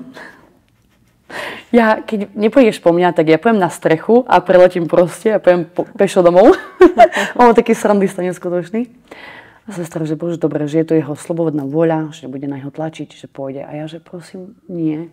Že on určite bude doma, bude slabý, nebude mať so sebou vlastne passion, že nebude vlastne sa vedieť dočkať, kedy sa jeho zdravotný stav zlepší. Jo. A že proste niekde spadne zo schodu a sa zabije. No, to sa stalo. Přímo takhle to řekla, takhle se to stalo. On bol doma, nevedel sa dočkať, kedy sa zotaví. A ešte chcem povedať, že on odišiel 28.10. Ja som bola tu na vbyte a z 28. na 29. My sme to nevedeli, pretože on býval v tom dome sám. A už o 2 dní na to prišlo, vlastne 30.10. Z 28. na 29. som bola v byte. Išla som spať, ja som taká nočná sova, čiže už bolo tak nejak okolo polnoci. A odrazu mi volal kamarát, ktorého som spoznala ešte pred niekoľkými rokmi, ale boli sme stále v kontakte. A on, že bolo počuť, ako leží na zemi a úplne sa mu trasie ten hlas. A on, že ahoj Frederika, že ja už asi sa nedožijem rana, ale ti chcem povedať, že ťa mám veľmi rád a sa opatruj. A že čo sa deje? A on, že no... Boli sme v klube, napadli nás nejakí chalani proste, že zavolali sanitku, ale proste neviem, či sa dožijem, že je všade krv, proste ja neviem. A ja som sa strašne bála, snažila som sa na sociálnych sieťach nájsť kontakt na jeho rodinu, proste, že niekto rýchlo nech príde proste do toho mesta a to. Ja som sa bála, tak som už vtedy, keď som vlastne začala vidieť tých duchov a to, tak ja som od spolubývajúcej vlastne si požičala nejaké tie svetielka, aby som nebola v tej tme, ja som sa veľmi bála. Potom som sa ráno zobudila a som mu písala, tak bol v nemocnici. A teraz si predstav, že tých pár dní on sa zotavil, bol úplne v pohode, teraz ako keby sa nič nestalo, ale my sme prišli na to, že presne v ten čas môj otec zomrel. Keď mi on volal, že sa so mnou lúči. A ja som mala zomrievky, že bože, že fakt, tati si sa so mnou prišiel rozlúčiť. Neviem, či sa to dá, ale verím tomu, že asi hej. Cez nejakú tretiu osobu proste. Ja tomu verím také. A ja si myslím, že tati sa bál, ako sa s tým vysporiadam, pretože hovorím, že som mal k nemu úplne najbližšie zo všetkých.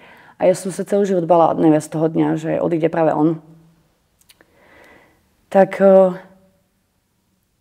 ja chcem vlastne povedať všetkým, že keď niekto zomrie, tak nech sa neviní za nič, za žiadne pocity, ktoré vtedy cíti, pretože to je neskutočná škála. Ja som vlastne prišla od sestry do Prahy naspäť, bola som tam týždeň v tom byte a odrazu on zomrel. A mne išli úplne také hlúposti, že to som musel teraz zomrieť, zase som musel vrácať na Slovensko, opäť zbytočne, veď týždeň som tu bola. Úplne proste hlúposti, ale to je jedno. To ide proste ten proces od hnevu, od smutku, proste naozaj všetkého. A ja opäť ešte také to vnútorné dieťa som cítila, že som si myslel, že tu budeš 200 rokov proste.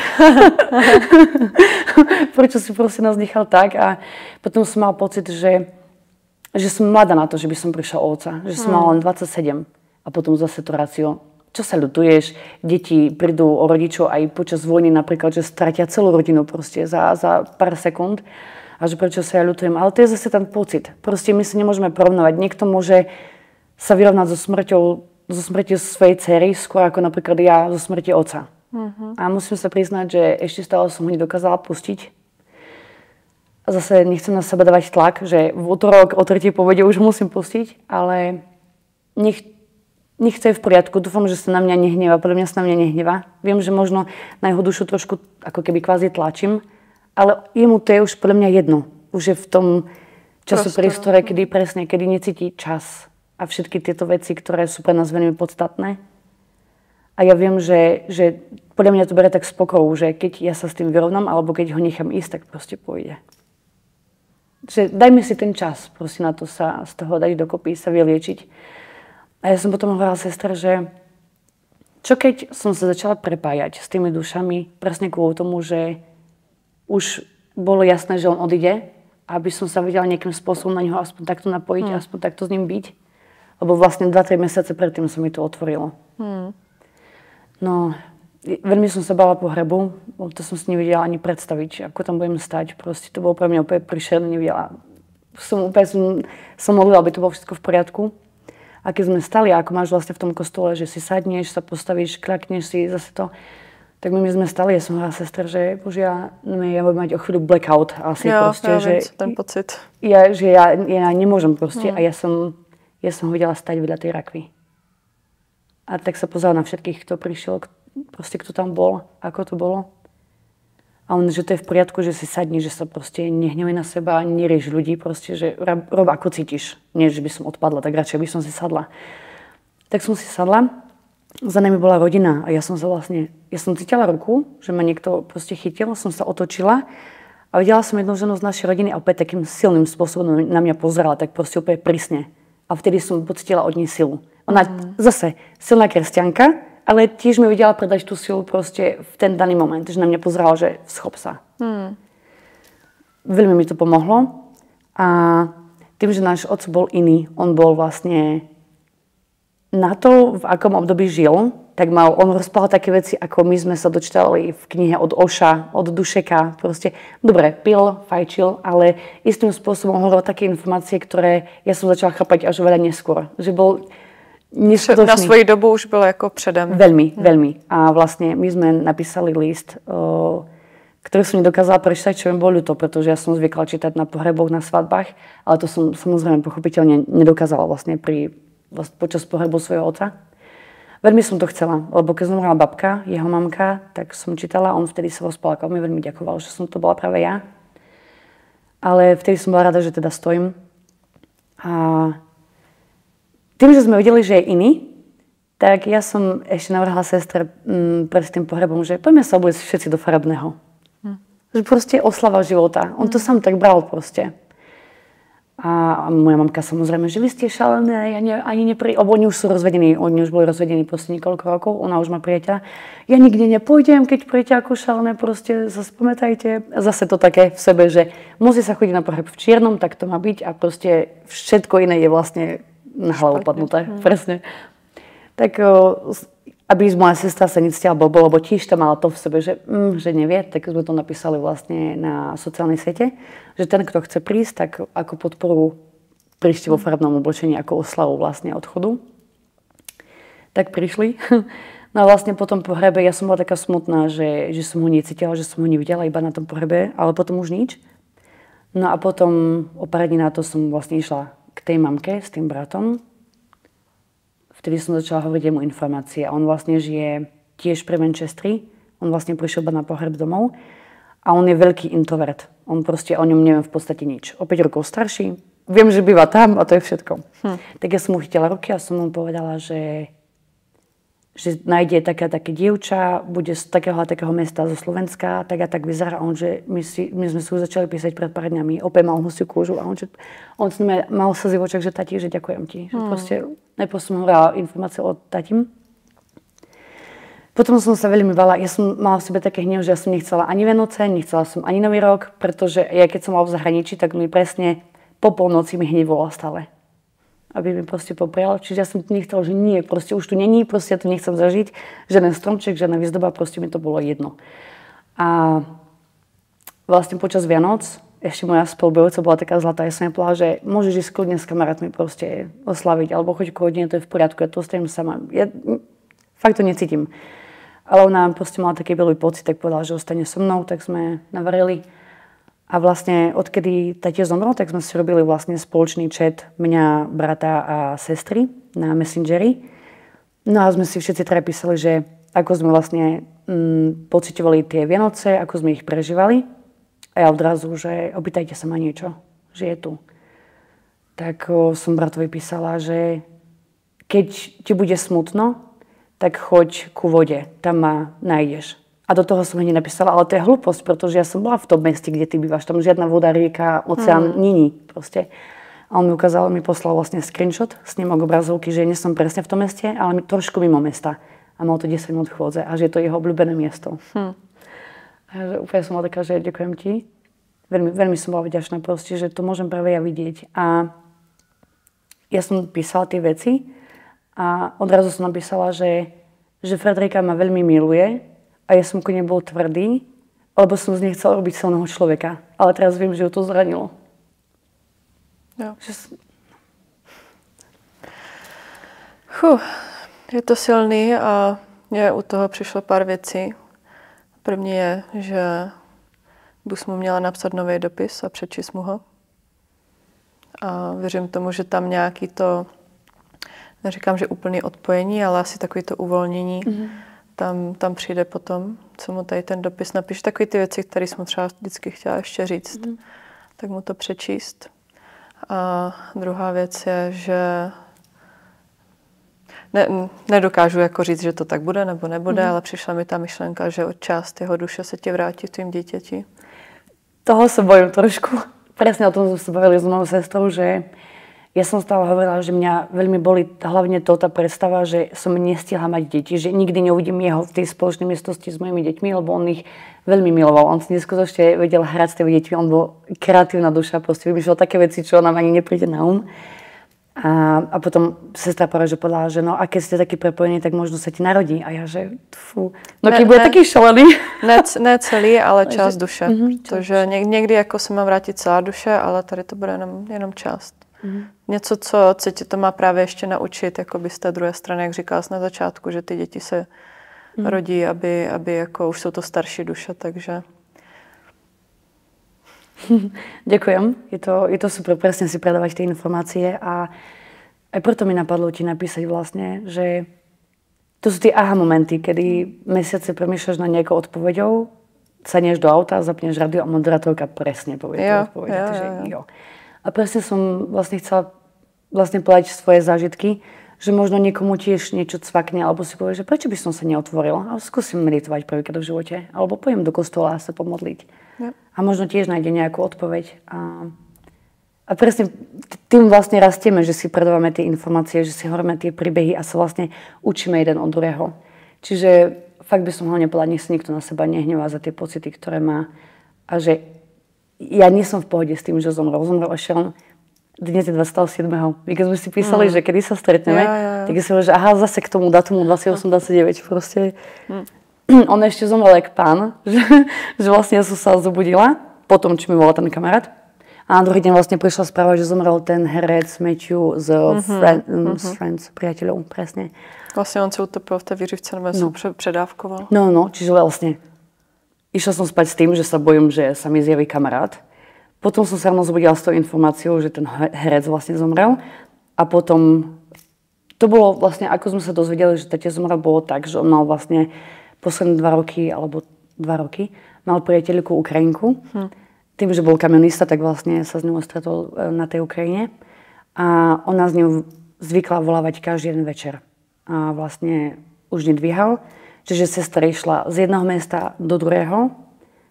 A proste jedné dvere boli zamknuté od druhej, tak ona proste... Máme také akože nejaký ďalší ten vchod, kde vieme ísť a vieme o ňom iba my. A ona vlastne išla so svojou dcerou, čo má ešte len 11 rokov. Išli po tme proste, ona ho nahmatala vlastne na tých schodoch. Už proste studeného. Takže zavolala proste, hneď išla ku susedom, lebo to je naša rodina. Zavolala sa vlastne polícia a všetko, hej, vyšetrovanie, že keby náhodou niečo sa stalo a tak. No a vlastne ona volala cez videohovor a vlastne ona nepovedala nič. Iba z hlavou pokývla. A vtedy úplne na zemi som proste bola... Bolo to náročné, ale viem, že všetko sa stalo tak, ako sa malo stať. A väčšinou sa úloha v našom živote končí niekoho, kedy už nám predal všetko, čo mal. Že vtedy už môže vlastne odísť úplne v pohode. A ešte teraz mi napadlo vlastne, a som veľmi rada, že mi to napadlo, že to poviem, musíme si dávať pozor na to, aké slova vyslovujeme. Veľmi veľa ľudí hovorí strašne pekný, strašne dobrý. A to nedáva zmysel. A ja stále hovorím, že keď budeš stále hovoriť strašne, tak budeš mať strašný život a budeš stretávať strašných ľudí a strašné okolnosti. A keď sme v hneve, tak môj otec veľmi rád hovoril, ten človek alebo tá situácia mi pije krv.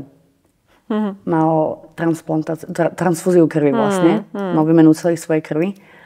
Keď som mu stala tá nehoda pred tou smrťou, takisto hovoril, že mňa z vás trafí šľak, mŕtvica proste. A ja si musím na to dať pozor, lebo ja väčšinou hovorím, že mi krúti krk a niekedy už mám také zavraty z tej krčnej chrbtice, že idem a proste musím si sadnúť alebo sa upokojiť, lebo fakt tiež sa mi zatíňuje vlastne pred očami, že to je nebezpečné. Proste my sa zahrávame s tými slovami, s tými významy, ani to neberieme ako niečo vlastne dôležité a potom nám to může změnit prostě celý život. My jsme včera jeli v autě a poslouchali jsme podcast s přítelem a byl to teda jako podcast o podnikání, ale zrovna on tam jakoby říkal, že vlastně první věta v Biblii je, že první, co přišlo, bylo slovo, nebo nějak takhle to je. Že první vlastně bylo slovo a že vlastně ty slova jsou zaklínadla.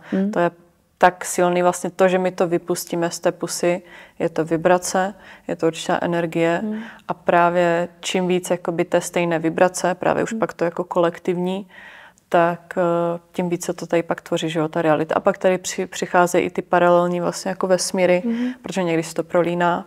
Presne. A je to taky jako někdy děsivý, ale když pak člověk už má to poznání, že jak to funguje, tak už s tím zase dokáže nějak pracovat.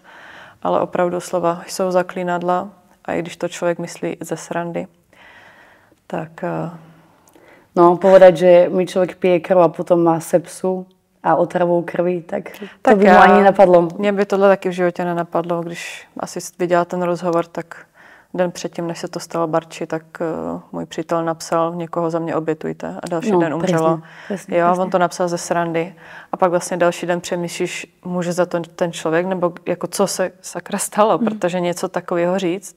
A pak další den se to jako stane přímo na úplněk, vlastně jako on byl kozoroh, malej kozoroh, úplně kozorohu a začíná to v té hlavě šrotovat a začíná, takže jo, slova jsou silná, dávat si na to bacha, zase neúplně upadat právě do takového toho, ježišmarja, teď jsem to řekla. Balans, presne, ako vo všetkom. Pripomenula si mi, že vlastne v ten deň, keď tati vlastne odišiel, tak bol spon tiež, 28.10. koniec mesiaca a vlastne ja som v ten deň išla so svojím kamarátom na Vyšehrad, čo sa hovorí, že je to vlastne vysoko vibračné miesto a potom som si hovorila, že to je neuveriteľné, že ja som vošla dovnútra, úplne som tam počula tú hudbu, úplne som mala z riavky a vtedy som sa povedala, že paradoxne poďakovala za všetko, čo mám. Že už mali byť o chvíľu dušičky a som sa ešte poďakovala za to, že nikto až také mi nezomrel v tom živote a že za to zdravie, že som rada, že všetko je tak, ako má byť. A já to stejně, to bylo taky, že my jsme vlastně si udělali ten večer rituál, i Barča. Děkovali jsme za prostě všechno, co máme, za lásku, za úspěch. A taky pak prostě další den přijde něco takového a začínáš pochybovat o tom svým duchovnu, jestli vlastně vůbec ty rituály jsou správný, jestli to právě není satanismus a tak dále, tak dále. Je to těžká cesta. Myslím si, že právě u toho člověk by měl poslouchat jenom sebe, že pak, když bych právě furt hledala informace jinde, tak vlastně křesťan mi řekne, tohle je satanismus, tohle prostě nemáš dělat, ten mi zase řekne něco jiného, ale přitom vím, že já jsem nic špatně neudělala. A hlavne my to vnímame vtedy ako hroznú situáciu, ale vlastne, áno, pomodlili sme sa za to všetko, čo máme, niečo sme stratili, ale vlastne v konečnom dôsledku zase tých 20 stran prídeme na to, že to malo nejaký zmysel a že vlastne možno by sa trápil a on stále hovoril, že keby mal odísť tak, že by sa o neho mal niekto starať, tak radšej odíde skôr. A vlastne to si splnil. A vlastne v apríli, o pol roka na to, proste jedného dňa som sa chystal do práce, mala som vlastne poobednú smenu a tak priateľ mi hovoril, že poďme sa prejsť. No a my sme mali v pláne ísť vlastne do centra mesta a on, že poďme na Vyšehrad, nie? Že... A ja hovorím, to je úplne super nápad, pretože aspoň sa mi to nebude spájať s tým, že v ten deň tati zomrel, takže aspoň si budeme si vytvorím nejaké iné spomienky na ten Vyšehrad. Tak sme išli hore, som sa tam pomodlila, som prišla domov a ja mu hovorím, že no, že ty kráso, že o chvíľu bude pol roka, čo tati zomrel a som sa pozerala, bol 28.4. Presne pol rok prešiel a jemu to náhodne napadlo a presne vtedy som tam prišla. Čiže také znamenia s tými dátumami, s tými číslami, to je... Nikto by ma nepresvedčil o tom, že to všetko, čo sa deje, je náhoda. Jo, to mě už taky ne, rozhodně ne. Ale právě ty lidi, kteří tomu ještě nevěří, tak jako... Jak říkáš, trvalo mu to chvilku, to ego jako dát bokem a vlastně si říct jenom, hele, buď vám to přijde ještě v tomto životě, anebo v těch dalších, protože někdy prostě ty duše se musí ještě reinkarnovat právě. Tam je ten důkaz toho, že kdyby jsme jako se nereinkarnovali, tak všichni bychom měli být teďka na stejném levelu vědomí. Presne, to nedává smysl. Nedává smysl, takže proto vím, že opravdu jako člověk musí si prožít něco, to, jak třeba jakoby zmiňoval svého tátu, že tam měla jakoby potlačený ty emoce, že třeba neuměl úplně dávat tu lásku najevo, to stejně i můj táta. Takže vlastně tam jsem pochopila, jak moc z jeho dětství si tam potlačil věci a jako v komunismu nebrečíš, jo, prostě to klasika. A to se pak projevilo, že i v tom, čem jsem vyrůstala já, to, že prostě nedával lásku na jeho mamce a naopak tu druhou stranu. A je zajímavý, že teďka nedávno jsme koukali na film Já, Irena a mé druhé já. Nevím, jestli znáš, s Jim Carreym. Nič mi to hovorím. Tak se určitě podívej znova, protože tam je to právě, že on je celou dobu charakter, že nedává najevo emoce, i když si z něho někdo dělá srandu, nebo že byl furt takový jako všechno v sobě a furt na všechny hodnej.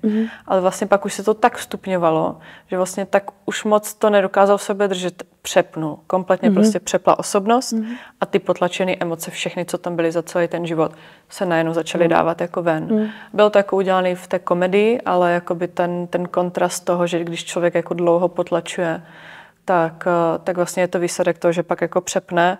A to je to, co já jsem třeba ve svým tátovi viděla často, když přepnul, hlavně na alkoholu, tak v těch očích to nebyl on. To prostě byla úplně jiná energie. To jsem právě vždycky si říkala, v těch očích je démon. A to, jak prostě on pak byl agresivní a všechno. A až díky třeba tady tomu filmu jsem pochopila, do jaké míry jako se to dokáže v té osobnosti jako přepnout. Je to pořád stejný člověk, ale dvě úplně různé energie. Presne, aj preto mi to kresťanstvo úplne nepasovalo, že ako tí kňazi napríklad nemôžu mať ženu a vlastne potlačujú v sebe tie najprirodzenejšie pocity, takisto ako potrebujeme sa napiť, potrebujem aj ten sexuálny život v podstate a keď to človek potlača, tak presne vtedy mu môže prepnúť a sú proste pedofili, nejakí kvázi predátori, niekoho znasilnia a potlačovať niečo tak, čo je úplne prirodzené a hlavne v detstve nám hovorili, že nechytaj sa proste tam dole, že to je niečo ohavné a neslušné a to. A potom človek napríklad má rakovinu, lebo má tam obrovský pocit hanby. Proste. Nepřijímá sám sebe, svoje tělo. A začne sa dokonca možno aj nenavidieť, alebo proste kvôli tomu. Jo, jako to krásně řekla, protože opravdu přímo ti křesťané v tom, jakoby v té církvi, potlačují svoji nejsilnější energii ve vesmíru, sexuální energii. Je to daný prostě od toho Boha. Duchovná. Přesně tak. A oni to potlačují a pak se to právě projevuje na té pedofilii, že pak ty malý kluky tam prostě. Přesně tak. A už jenom na základě té jednoduché vlastně informace, že už jakoby to vidíme, jak to funguje, tak je prostě logické, že vlastně to náboženství není správný. Že už tam vlastně vidíš, že to není jako pořádku si zakazovat prožívat sexuální věci, nebo jak říkáš, nešahat na sebe, zkoumat to, že jo.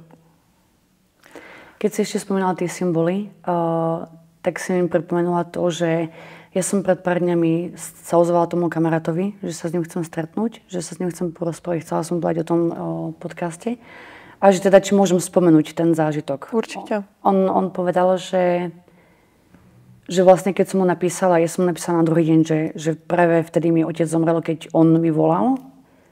A on povedal, že on stomal zimu riavky a že asi týždeň ešte nad tým premýšľal a že vtedy, keď tam ležal, či vlastne aj môj otec ležal na zemi v kaluži krvi proste, že hej, tiež takým istým spôsobom ešte tie tela, takže cítil obrovský chlad, že to nedokázal opísať, že proste fakt preto si myslel, že už zomrie. Že cítil samého seba, že bol úplne studený proste, keby už odchádzal.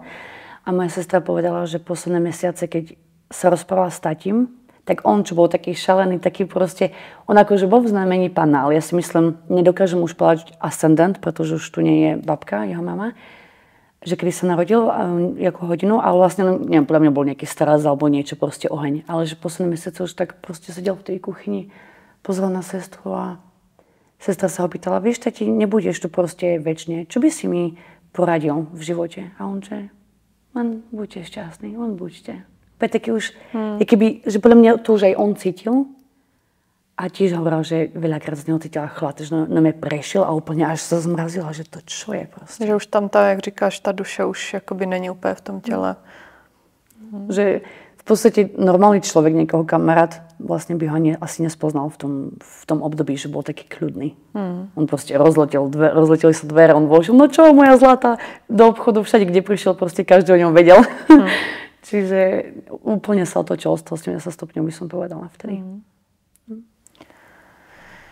No, tak velice zajímavý všecko. Klidně, jestli ti třeba ještě něco napadá.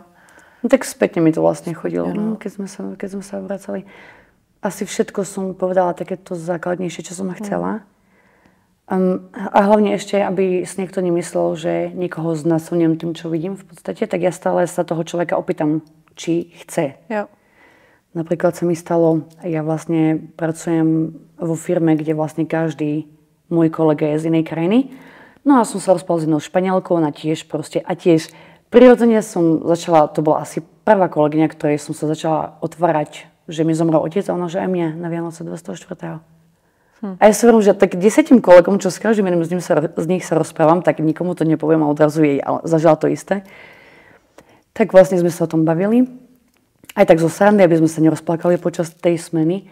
A potom sme mali vlastne firemný večerok. Boli sme proste tiež úplne od veci, že sme boli na party, bolo možno 2-3 hodín ráno. A ja som sa pýtala, že či sa jej môžem s niečím zdôveriť, že to môže byť silné, môže to akokoľvek ovplyvniť, že proste áno, že určite áno. A je, že tvoj tati je tu. A ona proste že mala slzy, že poďme vonku. To sme ako v duplexe sme boli, tak sme vyšli proste vonku. A ja som jej chytila ruky a som jej začala proste všetko hovoriť. A on sa hlavne ospravedlňoval za to, že v taký blbý deň proste zomrel a že sa s ňou nestihol rozlúčiť. A tiež kašľal na to zdravie, že fajčil, pil, proste nepočúval samého seba a tak. A ja som potom na druhý deň som sa cítila tak blbo, že čo si mysleli tí ostatní kolegovia, že vlastne že mi asi preplo, alebo si možno mysleli, že som veľa vypila, alebo neviem, čo tam tak stali proste úplne ako, ja neviem, múr. Len tak sa pozrela na tú celú situáciu. A ona vlastne, ja som jej napísala a ona, že nie, lebo ja som sa potom otočila a že som im všetkým povedala, že proste Frederika povedala také veci z našich rozhovorov, čo sa udiali možno pred 10-15 rokmi, že nemala to odkiaľ proste vedieť. A mi úplne ďakovala potom, že, lebo mi to bolo také blbé, že plakala, že som úplne otočila vlastne tú party mood, náladu na niečo také, ale proste bola rada. A ja som jej povedala, že prišlo mi to vtedy, tak som to vtedy chcela ako keby zdieľať. A mi dala vlastne ten súhlas. Ešte by som zmenila taký ešte možno posledný silnejší zážitok. Skúsim to nejakým spôsobom skrátiť, aj trošku zmením mena, aby sa v tom nenašli ľudia možno tak. Čo to budú pozerať? Tak mám kamošku Ľudsku, ktorá tiež vlastne žila v takom prostredí, že tá rodina bola rozvratená, má viac súrodencov a vlastne nebola si istá, že či ten otec je jej otec a bolo to všetko také proste úplne čierne. Tak ja som raz som sa s ňou stretla, som sa s ňou rozprávala a zase mi išlo, že vlastne jej otec bol zlý. Hej? On bol to proste zlý človek. Týral matku a tak. A ja som jej začala hovoriť, že on je tu a že ti chce povedať, že ho to veľmi mrzí, že všetky detaily zase, že sa veľmi ospravedlňuje a že by chcel, že sa vlastne chcel za ten život, aby sa ich vzťah vlastne zlepšil, aby vedela o tom všetkom. A potom som sa ráno zobudila a som sa až hanbila, že ja môžem takú hlúposť proste, zase to rozum, že ako môžem takú hlúposť povedať, že on bol zlý človek, proste on by sa v živote, neviem, či aj v páse nebol proste, že v živote by sa za niečo také neospravedlnil. A potom, keď som mal vlastne minulého roku rozhovor s tou vedmou, s tou Angličankou, tak som to povedala tej Ľudské a ona, že prosím by si sa nedohodla s ňou aj na našom termíne. Ona nevie úplne dobre po anglicky, takže by som vlastne... Prekladala. Áno. Tak sme sa stretli, ja som sa s ňou rozprávala, prekladala som a vlastne bol zošit, ja som si tam písala nejaké veci a odrazu taká mužka napísala, že nemohla by si sa napojiť na otca, že akože na dušu. Ja som sa pozerala, ona, že môžem cez teba. A je, že presne teraz to povedala, proste, že úplne v sekunde, ja som sa nestihla ani otočiť a už to proste tá druhá vyslovila. Tak som sa proste na ňu otočila a mi dávala nejaké otázky. A potom mi nechala vlastne voľný priestor rozprávať. A ona mi povedala, že vlastne, ale však on tu už bol. Veď cez teba, však už sa s tebou rozprával. To minulé, čo si jej povedala a ja. Úplne som bola v šoku, že vlastne áno, mrzelo to, áno, chcel mať s ňou lepší vzťah. Proste ona mi verila viac v podstate ako ja sama sebe. A to je presne ten rozum. Jo. Že keď vyrastáme v nejakom tom náboženstve, ktoré nám hovorí, že toto je hranica, už cez to nejdeš, pretože to už sú predstavy, to už si namýšľaš, proste uzemni sa, vráť sa naspäť k sebe. Nie, to je práve, že vtedy sme so sebou prepojení a s tým vesmírom. Já s tím taky ještě jako bojuju. Myslím si, že to právě ta cesta, kde člověk jako si posiluje tu víru v sám sebe, v to, co jako vidí, to, co cítí, v ty informace. Protože někdy člověk prostě, jak říkáš, ještě když jim jakoby těm lidem třeba řekneš něco tak jako smutného, tak vlastně potom si třeba sama sobě řekneš, a kdo si myslíš, že jsi, že prostě můžeš jako tohle lidem jako říkat, ale je hezky, že teda to necháváš teda jakoby jít, i přesto, že tam třeba někdy přijde ta pochybnost a že vlastně potom, jak mluvíš třeba s někým dalším, tak jak třeba teďka si zmínila, tak máš to potvrzení z té druhé strany, že teda jakoby to děláš správně, že tam jako nemusíš o sobě pochybovat a že to jako bude ještě chvilku trvat, takže jdeš správnou cestou. A zeptám se to, jak to jakoby s tím pracuješ, tak někdy ti to přijde teda samo, že řekneš, hele, najednou vidím, prostě tvůj otec je tady s náma, nebo děláš to třeba i cíleně, že ti jako někdo řekne, můžeš se napojit teda na mýho otce a v ten moment se dokážeš napojit, nebo to máš nějak omezený? Mám to zatiaľ obmedzené, ale ja si myslím, že kvôli tomu, že napríklad keď som v práci, ja som ma kolegyňa opýtala, že môžeš niečo, tak samozrejme, že mám v hlave kopu vecí, zodpovednosti, čo mám robiť, čiže neviem sa ako keby tak upokojiť. A paradoxne, keď napríklad, že som mala nejaké víno alebo tak som to videla viac, čo samozrejme to nechcem prepájať, ale počula som nejaký taký rozhovor, kedy sa vlastne moderátorka pýtala, či ten alkohol alebo nejaké látky to podporujú, alebo práve, že zaniecujú. Tak ten Angličan práve, ten vieštec povedal, že to práve, že otvára to vedomie v tom slova zmysle, že ten človek je úplne uvoľnený. Samozrejme ide o to, že koľko toho má, to je ďalšia vec. Čiže väčšinou to mám presne, keď sa uvoľním, keď sedím s niekým alebo na káve, proste na terase, tak vtedy oveľa viac ako... A skôr mi to chodí samé. Lebo keď chcem ja, tak tam ide možno trošku to ego, alebo to, že som zvedavá a to, že ten človek to chce. A preto mi to podľa mňa chodí naopak, vtedy, keď to ja nečakám, aby som to možno viacej verila, že to fakt tak je. Zatiaľ. Mně teda jako nejvíc, když se to otevíralo, tak bylo na trávě. Což jsem taky právě pak jako pochybovala, jestli to není jako spíš špatně nebo to, ale pak jsem taky pochopila, že naopak jako to vědomí se uvolní od toho racionálna, že se dokáže víc jako napojit na to nelogické. Na alkoholu, jak říkáš, tam si myslím, že určitě je potřeba jako si dát pozor to množství, protože přece jenom i ty informace jako vůči alkoholu, které jako kolujou na internetu, nebo celkově, že alkohol je něco, co v tobě může probudit tu agresivitu, jakoby ty negativní emoce, tak někdo by zase třeba mohl říct, že právě přes ten alkohol se na tebe napojuje Satan a právě přes to jako... Takže si myslím, že když, jak říkáš, že člověk se jenom trošku uvolní, tak ten alkohol vlastně jako není špatný, že všeho s mírou, i ta tráva, i ten alkohol, nebo i třeba, že jo, ayahuasca, je to prostě přírodní. To jsem měla třeba jakoby já zážitek. A... Na to som sa chcela opýtať, pretože mám tiež ďalšieho kolegu, on je práve z Peru a my sme sa o tom rozprávali. Ja som sa na to pýtala, že by som to chcela teda vyskúšať. On dosť mal z toho ako keby... Hovoril skôr tie zlé skúsenosti, že mám si dávať pozor na to, že ku komu idem a že veľa ľudí to využíva, ale toto isté je všade. Aj v duchovne je veľa, neviem, či môžem úplne povedať meno, ani asi nechcem, ale z toho projektu, kde som počula rozhovory, tak tam bol jeden, ktorý sa zdal byť veľmi napojený, robil proste vedené meditácie, ale mal som z neho veľmi zlý pocit. Tak som si o ňom niečo vlastne hľadal na internete a on robil nejaké takéto skupinové ceremonie. A že niektorí ľudia, ktorí mu neverili, alebo tiež mali zlý pocit ako ja, tak stačilo, že sa na nich zle pozrel, proste tými očami, alebo niečo proste urobil a sa im prestal udariť. Že fakt... Přebral energiu. Spadli napríklad z nohou, sa im niečo stalo, alebo takto. Čiže všade si treba dávať pozor, aj v tom duchovne. Proste nie sú všetci, ktorí to myslia vážne a dobre. To souhlasím. Já právě teďka jsme tady v Praze narazili na jednoho šamana a tam jsem měla přesně tady ten pocit, protože zaprvé, když jdeš za někým takovým duchovním, tak tam potřebuješ cítit takový to, jakoby to světlo, tu lehkost. A většinou za mě jakoby tyhle věci by se měly jako provádět nad zemí nebo takhle. A ten šamán to šla normálně do sklepa, takový úplně tmavý, teď on jakoby původem z Indie, ale on ti vlastně jakoby hnedka od začátku, on se teda jakoby napojil na tvoje čakry, napojil se tím způsobem, že ti dal elektrošok. Fakt jakoby sílu měl extrémní, že vlastně on si mi dotkl a takový elektrošok, co jsem dostala. Že on říkal, tohle je jenom 1/10 z toho, co prostě... Ale OK, při tom, jak se to jakoby nějak otevíralo, tak pak jsem začala brečet, takže jsem pochopila, že se čistím, že jako nějaký ty emoce vyšly na povrch. Ale když tam byl vlastně přítel, který je právě hodně racionální a hodně těmto věcem nevěřil, tak on s ním zkoušel jakoby trik, že pouze rukama pohne kompasem. Další sezení bylo, že pouze očima pohne tuškou. Já, když jsem to zkoušela, já, která jsem hodně duchovní, já už jako dlouho a vlastně vím, jak tyhle věci fungují, mně to nešlo. Přítelovi to šlo, jako takhle, to bylo jakoby zvláštní. A pak tam šla moje kamarádka a to stejný, to nešlo, ona je taky hodně duchovní. A pak tam šel jeho kamarád a tomu taky jakože hnedka šlo. Prostě lidi, kteří vlastně nikdy tohle nevěří tomu, nedělali to, tak jim to jakoby šlo. A teďka po třetí vlastně tam byl jakoby ten jeho kamarád a volá právě přítelovi a říká, hele, už si zkoušel tady ten trik? A on jakože ne, ještě tam teprve jdu.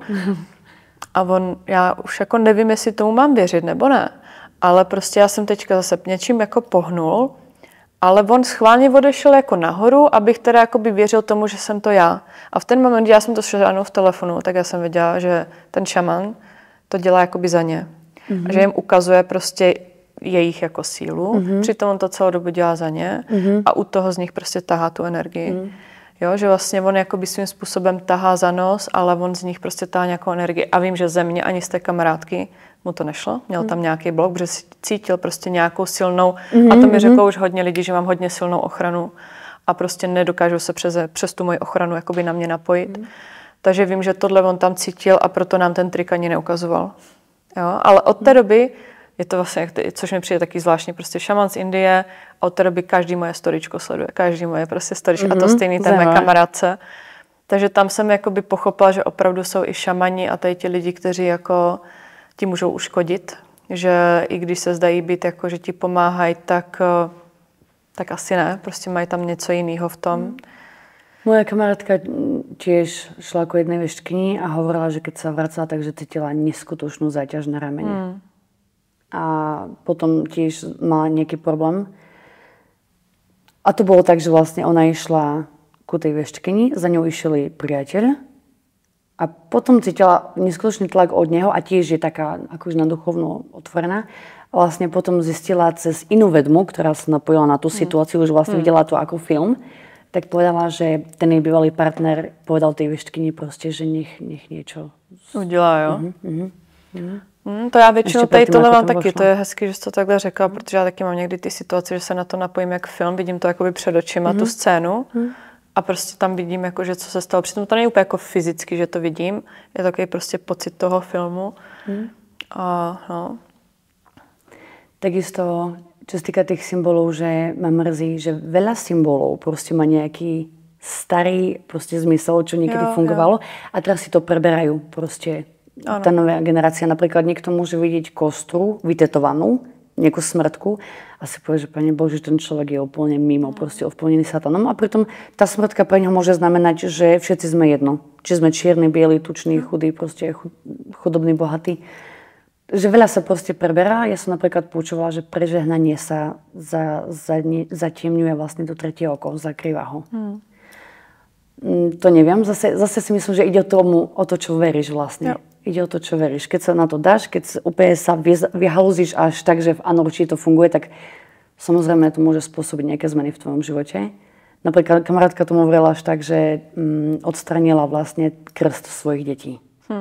No, lebo sa hovorí, že tiež ten krst vlastne to tretie oko, alebo vlastne tú 7. čakru proste blokuje. A to je ono, právě jako přestat jako poslouchat ostatní, protože zaprvé každému funguje něco jiného a opravdu, když tě vlastně to tvoje vnitřní já vede k nějaké víře, nebo že vlastně ty věříš něčemu a dává ti to smysl, tak neznamená, že to bude dávat smysl někomu jinému, protože máme tady 8 miliard lidí a to je 8 miliard realit, jako, který se postupně jako spojují vlastně v jedno. Takže no, mě třeba s tím tetováním jsme právě, když jsem dělala ty rozhovory s tím Láďou, tak já jsem předtím narazila na rozhovor s bývalou satanistkou, která vyrůstala v rodině a tím, že vlastně nepoznala nikdy lásku a byla vlastně v té vibraci vlastně toho zla, tak ona právě jako měla pak tetování a přes to tetování se napojovala na toho satana, že ho pak jako vyloženě viděla. A zase jo, člověk, který vidí něco takového, tak si řekne, no tak tetování to je prostě vstup jako do satanového světa. Přitom to je jenom prostě ten její způsob, jak ona se jako napojila. Jenom to, že ona tomu vlastně tak věřila, ten symbol jí dával vlastně smysl. Vyrůstala vlastně v tom okolí, kde všichni jakoby řekli ano, tohle tetování, když prostě si uděláš, tak o to víc posílíš to napojení na satana. Tak ale neznamená, že člověk, který je prostě potatovaný od hlavy jak špatě, tak jako, že se na něho napojí jako zlý síly, že jo? Že to takhle jako nefunguje. Ja napríklad mám vytetovanú geometrický tvar, vlastne je to taká čiara presne v strede chrbta. A do toho som si povedala, že si tam farby čakír. Vlastne od tej červenej vyššie. A mi prišlo vtipné, že už 2 ľudia, ale jedno z toho bolo skoro dieťa, takže to neberiem vážne. Tak som ma pýtala, či to je na podporu LGBTI komunity. A je, že zaujímavé, že poprvé tie farby sú úplne otočené. Že proste, že ľudia sú už ako keby zmagorení s tými symbolmi a proste, že niekto preberie niečo a povie, že teraz tak ja si vymyslím nejaký kruh, dám do toho trojuholník a poviem, že to je, neviem, úcta k Pane Marii napríklad, hej. Že si to proste vymyslím. No, Čiže som sa zasmiala, povedala som, že áno, že určite. Alebo teda s tou červenou šnúrkou, že niekto to má proti ureknutiu. Potom som zase čítala, že to vlastne podporuješ toho satana, alebo tá červená farba, neviem čo. A pritom ja na začiatku sa mi stalo toho minulého roku, keď som sa začala napájať, tak napríklad som stratila kabelku do klady. Čiže som pochopila, že som neuzemnená a že chcem niekedy si dám také tie pauzy, že teraz som tu, proste idem do práce, peniaze, proste materiálne a tak, aby som sa vrátila späť. A ja si napríklad predstavujem, že moje nohy, moje chodidlá sú prepojené vlastne s tými koreňmi zo zemou a to je červená farba a šnúrky vlastne. Ako keby si predstavujem tie koreně, ako idú hore. A to mi například pomáhá, čiže zase ide o to, taky, když jsem v přírodě boská, prostě stojím jako na trávě, tak si představuji taky, že mi prostě z noh jdou kořeny a opravdu cítím jakoby tu energii, tu sílu, že jde to jako do země a tady to zase se napojí jakoby nahoru a fakt jako vnímám, že právě to srdce je to, co je jakoby mezi tím nebem a zemí a že takhle to doopravdy funguje, no. Tak myslím si, že už som asi povedala všetko, čo som chcela. A som veľmi rada, že som tu, že sme si vlastne prebrali tie informácie. A je to zase ayahuasku, jestli chceš, tak hej, to máš vědět. Tak jenom z toho ayahuasku ti to dopovím. Já, když jsem právě, než jsem na to šla, jsem věděla, že to jednoho dne chci zkusit, tak jsem zatím jako koukala vlastně na videa na YouTube, jaký mají lidi jako s tím zkušenosti a prakticky všichni řekli, že zkušenost je, že někdy to je jakoby 3denní ceremonie, někdy 2denní. A většinou se na to vlastně připravuješ tím, že předtím nejíš maso a tak dále. A neměla bys brát žádný drogy a podobně, žádný alkohol, protože ti to může spustit jako různé jako věci. A tím, že právě spoustu lidí jako popisovalo, že třeba jako ten první, druhý den té ceremonie mají právě extrémně zlou zkušenost, že mají pocit, že umírají. Třeba někdo tam říkal, že měl pocit, že vlastně jakoby jeho malá postavička je najednou v jeho mozku a že se tam jakoby hrabe v tom svým mozku a taky jako různé věci. Tak jsem si říkala, tyjo, to je jako šílený, ale vím, že jako přijde den, kdy to zkusím a že vlastně hodně zvracíš, že jako většina lidí, že zvrací a že to jako je to, kde vlastně vidíš ty hrozný věci. No a pak to přišlo, já jsem se dívala na nějaký dokument právě s houbičkama, s přítelem a říkám si, tyjo, něco takového prostě, už cítím, že potřebuji jakoby něco vidět, nějaké vysvětlení a další den ráno mi přišla kamarádka, hele, zrovna je tady prostě taková akce, nechceš? A říkám, jo, jdu, kdy to je, tenhle týden, jdu prostě. Ano, přesně. Takže jsem tam šla s kamarádkou a ona už teda s tím jako zkušenost měla, taky říkala, že měla jako špatnou, že teda jako zvracela ten první den, že druhý den už to bylo lepší. No a ty, když to vlastně si dáváš takového panáka, tak než to vypiješ, tak tomu dáváš vlastně jako to, co chceš, aby ti to ukázalo. Takže já jsem tomu řekla, prostě ukaž mi to, co mám vidět. Jako neměla jsem nic konkrétního, prostě co mám vidět, co mám pochopit, tak mi to jako ukaž. No a vlastně bylo nás asi dohromady 20 lidí, bylo to vlastně v takové jakoby chatce, byl tam ten šaman z Brazílie. A ta energie tam byla jako dobrá. Jediný, co jsem měla strach, protože jsem 3 dny předtím jako teda kouřila trávu, protože jsem si říkala, protože se ptali, jako měli jste někdo jako nějaký drogy, alkohol, tak jsem se jako přihlásila a jakože co říkám trávu a jakože dobrý, v pohodě. Ale dala jsem si to a vlastně za hodinu jsem se tak začala jakoby rozplývat, začala jsem být taková jako víc pozitivní, usměvavá a oni začali do toho hrát, bylo tak jako doprovázený vlastně s hudbou a měli to nastavený, že vlastně celou noc hráli, fakt jako celou noc. A bylo to, že šli s tou hudbou víc jako rytmicky nahoru, pak zase jakoby dolů. A vždycky, když to šlo nahoru rytmicky, tak tvoje tělo prostě samo chtělo vstát a chtělo prostě začít tancovat. A bylo to... Zase ty energie, ale kdyby se na to podíval prostě normální člověk, jak tam tancuje, ještě jsme tam měli jako svíčky uprostřed a my tam tančíme okolo těch svíček, jo, prostě jak magoři. Ale jako bylo to tak vlastně právě, že u toho ta energie jakoby uvolňovala. A potom, když se to sklidnilo, tak vlastně všichni si jakoby tak nějak jako sedli. A tam šlo vidět, že u toho prvního sklidnění vlastně těm lidem to začalo jako najíždět. A kamarádka třeba hnedka jakoby začala zvracet. U toho vlastně, když zvracela do toho kýblu, tak říká, že viděla prostě, jak se propadá do černé díry, že tam jako reptiliens a nějaký červy a tady tohle. Já ne. Já jsem měla okamžitě naprosto nádherný stav, napojení vyloženě prostě na lásku celého vesmíru a asi to je můj jako nejhezčí životní zážitek a já jsem se dostala jakoby do pozice, kde jsem byla jako malý dítě, kde jsem přišla na tenhle svět, začala jsem se tam právě jako protahovat, tak to malé dítě a úplně, že vlastně jsem tam začala chápat celý ten svět, proč semka přicházíme na tuhle zemi, co je naším posláním.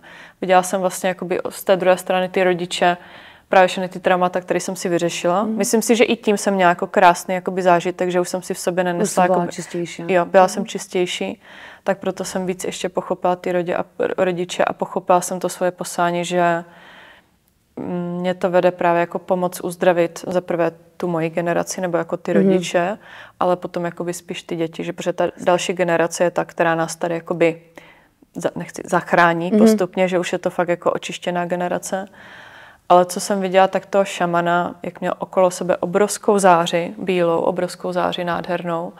Ale tím, že byl mezi náma všema, tak jsem viděla, že vlastně on se, jakoby ta energie, ona se nepovyšuje. Že my jsme jakoby takové malinci oproti němu, ale i když on je tak obrovská prostě energie, tak je na stejném levelu jako my. A bylo to fakt jako pro mě třeba jako 5 hodin v kuse. Úplně jsem jako kamarádka Hanka a říkala jsem se vždycky na tebe podívala, ty jsi se tam usmívala jak měsíček. A on tam jo, Boris tam třeba 7 hodin v kuse zvracel. A normálně pak ten šaman z něho jakoby vytahoval právě jakoby tím jeho nějakým způsobem prostě fakt jako vytahoval z něho něco, nějakou energii, nějakého démona, prostě tam z něho vytahoval. A já jsem to byla fakt jako v takové pozici, že jsem to sledovala a úplně, pro mě to byl jako nádherný zážitek. Nádherný. Ja ani som si nemyslela, že to spomeniem, ale pred niekoľkými rokmi vlastne zomrela teta, to bola otcová sestra. A mne bolo ľúto viac toho otca kvôli tomu, že ona už bola vlastne posledná z ich rodiny, z tej prvej. Žiadni iní súrodenci ani rodičia. A ja som vtedy proste, tiež som žila v Čechách. A kamaráti chceli skúsiť LSD. A ja som stále mala rešpekt voči tomu. To ja mám taky. No. Čiže ja stále oveľa menej ako oni si zoberú, tak ja som mala, že menej ako polovicu. Som si to dala a úplne len som si ľahla, aby sa mi nič nestalo proste. Úplne v pohode. A ja som nové proste videla kaktus, ktorý mi ukazoval fucker. A ja som začala extrémne plakať. A proste ten kamož, že čo ti je?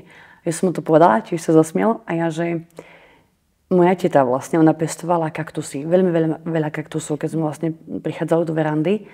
A ja som vtedy pochopila, cez ten fucker, že vlastne nie je to ako keby moja starosť. Ja. V tom najlepšom slova zmysle, že nemám zase, ako empatický človek, sa trapiť kvôli tatimu. Že proste má to tak byť. Mal byť posledný z ich vlastne rodiny. Čiže tiež to byl taký zajímavý zážitok. Jo, jako někdy nám vlastně jako by to uvědomění přijde úplně přes takové jako věci, které vlastně, když někomu řekneš, viděla jsem kaktus, jak mi ukazuje fakáče, tak vlastně v tom vidí úplně něco jiného, než vlastně, co jsi tam měla jako vidět ty, takže... Že hneď mi to přišlo prostě, hneď jsem to pochopila. Čo se týka těch symbolů, tak mě asi rok predtým, ako to začalo být s otcom zlé, tak jsem začala vidět všade srdiečka, srdcia.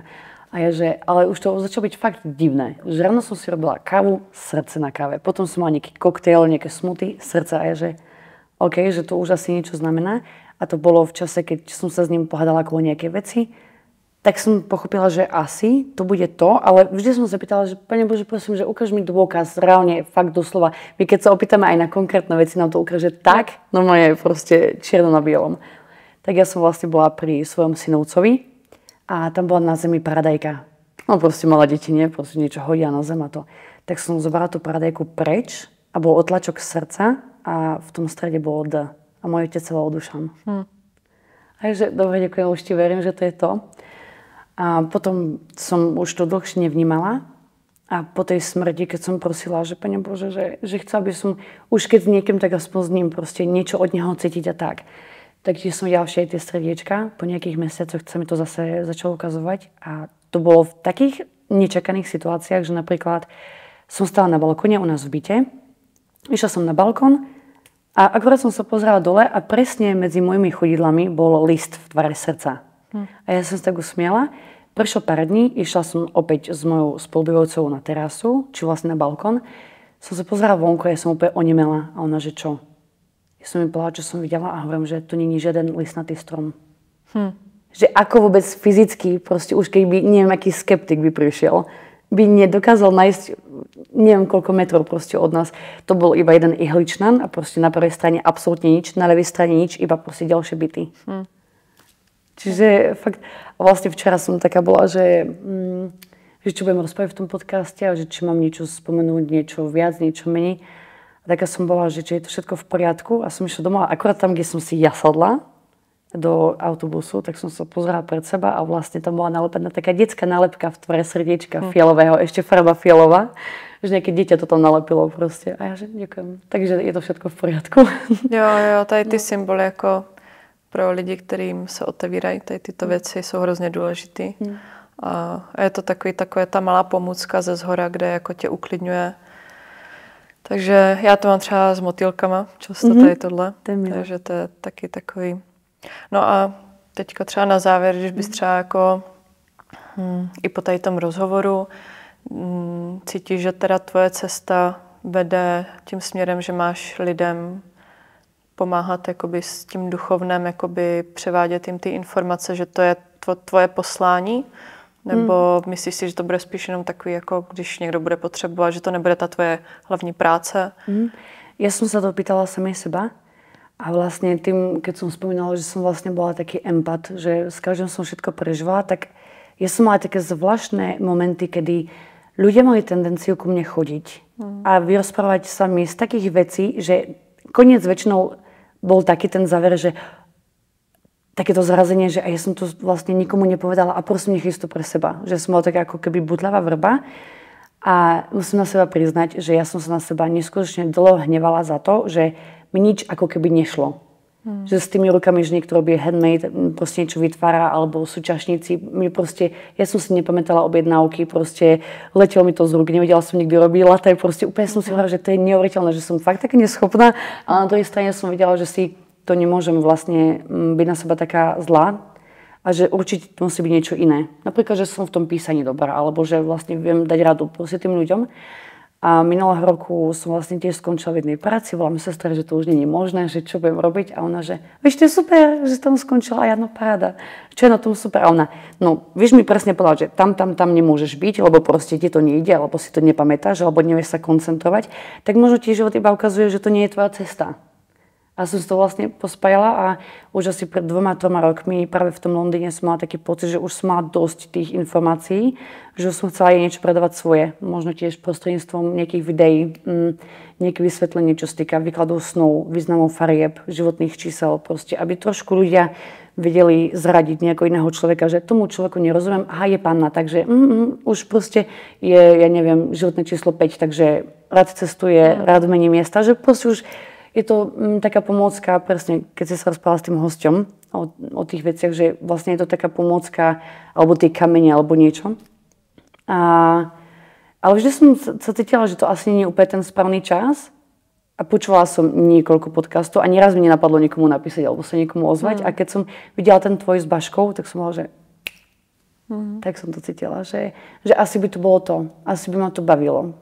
A ja som dosť taká komunikatívna, aj vlastne pracujem ako promotérka, hosteska, čiže s tými ľuďmi sa úplne bavím každý deň. Vlastne moja práca je fakt sa rozprávať s tými ľuďmi, takže skôr to tak cítim, že by to mohlo byť. Takže přes sociální sítě, jakoby přijde den, kdy začneš točit videa, šířit tady tyto informace. Ono mne sa už vlastne začalo diať, že ja vlastne ten Instagram mám tak, že hoci keď tam utrusím nejakú myšlienku, alebo ako som hovorila, že počas tej pandémie som vlastne ukazovala tú realitu, A mne začali vlastne písať ľudia sami od seba, že prosím ťa, že mala som taký a taký sen a neviem, prečo si mi napadla, že nepomohla si mi, alebo mám problémy so zubami, že prosím ťa, čo to môže byť? A hneď, že môže byť 5. čakra, má problém s komunikáciou, proste to ovplyvňuje sanku, proste túto časť. Čiže no, začali mi fakt sami od seba proste písať. A pomohla som im. A že oni sami ako keby tiež nechápali tú energiu, že ich to ťahlo vlastne ku mne. A máš třeba pocit, že takhle, když jim pomůžeš, že pak jsi třeba někdy jako energeticky vyčerpaná? Tak ja sa nabíjam a mne to vlastne ešte aj to ma nabíja, že im pomáham a tiež sa nejakým spôsobom odymujem, očisťujem, proste snažím sa ňom. Už aj keď nemeditujem, tak sa pomodlím, alebo proste mám nejaké tie kryštály a tak. Čiže jo, takže s tím pracuješ vždycky, že jako když se takhle napojíš, tak potom se jako očistíš. Čo je zajímavé, som si kúpila dve tie balíky vlastne tarotových kariet a keď som sa sťahovala z Londýna, tak obidve sa stratili a ja, že tak asi to není úplne ten smer, že snažil sa vlastne počúvať, tak som to nechala tak a uvidím, že čo mi zase príde. A tak som vlastne išla do knihkupectva a pozerala som na tie duchovné knihy. Jedna ma zaujala, tam bolo vlastne ako vycítiť aury vlastne z toho druhého človeka alebo tie energie, tiež dosť zameraná tak energeticky tá kniha. A keď som platila, tak to bolo, myslím, že 444,44 a ešte to bolo tiež nejaké hodiny, proste, že 15, o 15. vlastne 15 minút, ešte 15 sekúnd. Niekým takým spôsobom to bolo. Že, tak. To se mi taky často stává, to právě taky vždycky vidím, jo, takže to byl správný nákup. Presne. Že je to úplne krásne, ako s nami komunikujú vlastne tie duše a tie anieli. Jo, takže chcem sa ako keby nechať viesť tým životom valčíka vesmírom. Tak jo, Frederiko, já si myslím, že předala hodně lidem. Myslím si, že jim to opravdu hodně pomůže. A určitě tady pod video hodím i tvůj Instagram, kde by právě cítili, že by se tě chtěli třeba na něco zeptat. A asi se nediv, když pak dostaneš hodně zpráv, tak abys to jenom stíhala. Děkuji. A moc ti přeju, aby se na tvé cestě ten tvůj dar dál rozvíjel, aby si věřila víc sama sobě, té své síle. A věřím tomu, že pomůžeš ještě spoustu lidem a že se třeba naše cesty ještě nějak potkají. Dúfam v to aj ja, ďakujem veľmi pekne. Dúfam, že sa ti bude dariť. Hlavne v tom podcaste je to neskutočná vec, čo robíš a presne, že sa konečne venuješ vlastne takým témam, ktoré každý berie ako samozrejmosť, že tiež že každému rozumie rodič, ale je to podstatné o tom hovoriť a nejakým spôsobom predávať tie informácie, že si vlastne našla tú dieru, ktorú treba vyplniť a tiež budeš pomáhať kopec ľuďom. Jo, jako trvalo mi to dlouho, jako měla jsem tam rozhodně strach jako se k tomu, ale jak říkáš, viděla jsem, že vlastně lidi se bojí mluvit o bolesti, ale přitom právě to ta potlačená emoce, která se pak předává v těch generacích, takže jo, jako cítím, že jdu správným směrem a že u toho mi právě chodí ty další informace a uvidím, no, kam nás to zavede všechny. Prajem ti veľa hostí a ďakujem ešte raz. Děkuji moc. Takže děkujeme a vidíme se u dalšího rozhovoru.